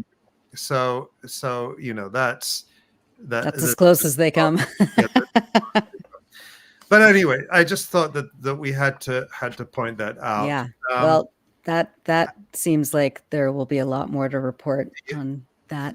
Yeah, and when Asa comes back, hopefully we'll be able to talk about what's happening in the UK as well. Yeah. So, but yeah. Wow. Incredible. So, Ali, if you want to just do a quick rundown of what is on the website, I did my best to moderate the comments, and I starred a few of them, so I'll put them up on the Thank you. screen. That's something Asa usually does Yeah. as well. So we're trying to do everything. But yeah, there you can see for new viewers, we're not just this program. We are a full news publication. You can see our website there, the Electronic Intifada. Just search for it. And we've got some really fantastic, as we do every day, some really fantastic coverage. The story you see on the front is written by our very own Tamara Nassar, and she also, she provides really great reporting on the Battle of Jabaliya and incorporates some of the analysis that John has been doing over the last few weeks. So if you didn't get enough of what's happening in Jabaliya, definitely read this article. Tamara, if you go back to the front and scroll down, I want to point out again, most of the stories that you see over on the left side, these big feature stories here, are written by our reporters in Gaza right now. And I want to, and thank you to that person. I was just going to point out that we have a wonderful story by Ahmed Speh, who is one of 𝐓𝐻𝐿 students, 𝐓𝐻𝐿 𝐈𝐧𝐭𝐫𝐨𝐬, and wrote this really moving piece marking the six-month anniversary of his murder by Israel. It's a really wonderful piece, and again, a reminder of the ongoing impact 𝐓𝐻 has had on so many people, including on the Electronic Intifada, because we owe it to 𝐓𝐻 that he trained and encouraged and supported so many wonderful writers and contributors, some of whom you've seen on this live stream, but many of whose articles you'll read every day at the Electronic Intifada from our writers who are on the ground in Gaza now reporting on what's going on. And if you go back to the front, Tamara, I just point at on the right-hand side, two stories. Well, there's so many, but two I want to point out. One by our colleague David Cronin, about the ongoing European Parliament elections. And this is an incredible story because David cites a study by a pro-Israel outfit called the European Coalition for Israel that did a study to check the voting records, the pro-Israel voting records of the parties and members of the European Union, of the European Parliament. And what they find, I mean, they say this openly, is the most extreme and racist right-wing parties are the pro-Israel parties. Those are Israel's allies. And this is coming from an Israel lobby group, real fascists, real racists. Those are the people that Israel is courting and supporting and who support Israel in the European Parliament. So for our viewers in the EU who are voting in the European Parliament elections, if you're voting, I know the turnouts for those tend to be quite low. This is a really important article to read or to send to friends. And then the other story I wanted to show, Tamara, is just my piece there on, this is a follow-up on the story we talked about last week. Annalena Baerbock, the German foreign minister, who flat out lied that she saw a video filmed by a Hamas fighter of a rape on October 7th. No such video exists. It's an outright lie. And the journalist Florian Warweg at the German government, the federal government's regular press briefing, sort of the equivalent of what we saw with Matthew Miller at the State Department, challenged the German foreign ministry about this lie, and they just smeared him and refused to answer the question. Really disgusting coming from Germany to be spreading this war propaganda. But we have the video of that exchange at with the German Foreign Ministry on the website. If you go to this article, you can watch the video. It's also on our YouTube channel. And Florian Warweg told me that he challenged them again today. So he's staying after it, which is really great because there are so few journalists in Germany who are actually willing to challenge these lies. They're even more cowed than the American press when it comes to Israel. And then finally, Tamara, if we just hop back to the front and scroll down, you can see there on the right-hand side, we've got lots of great analysis from our colleague Michael Brown of the scene in Congress, not a pretty scene when it comes to support for Israel. And we have also, analysis by our other colleagues. So that's where you find. Yeah, Omar Ashtawy had a really wonderful analysis piece earlier this week.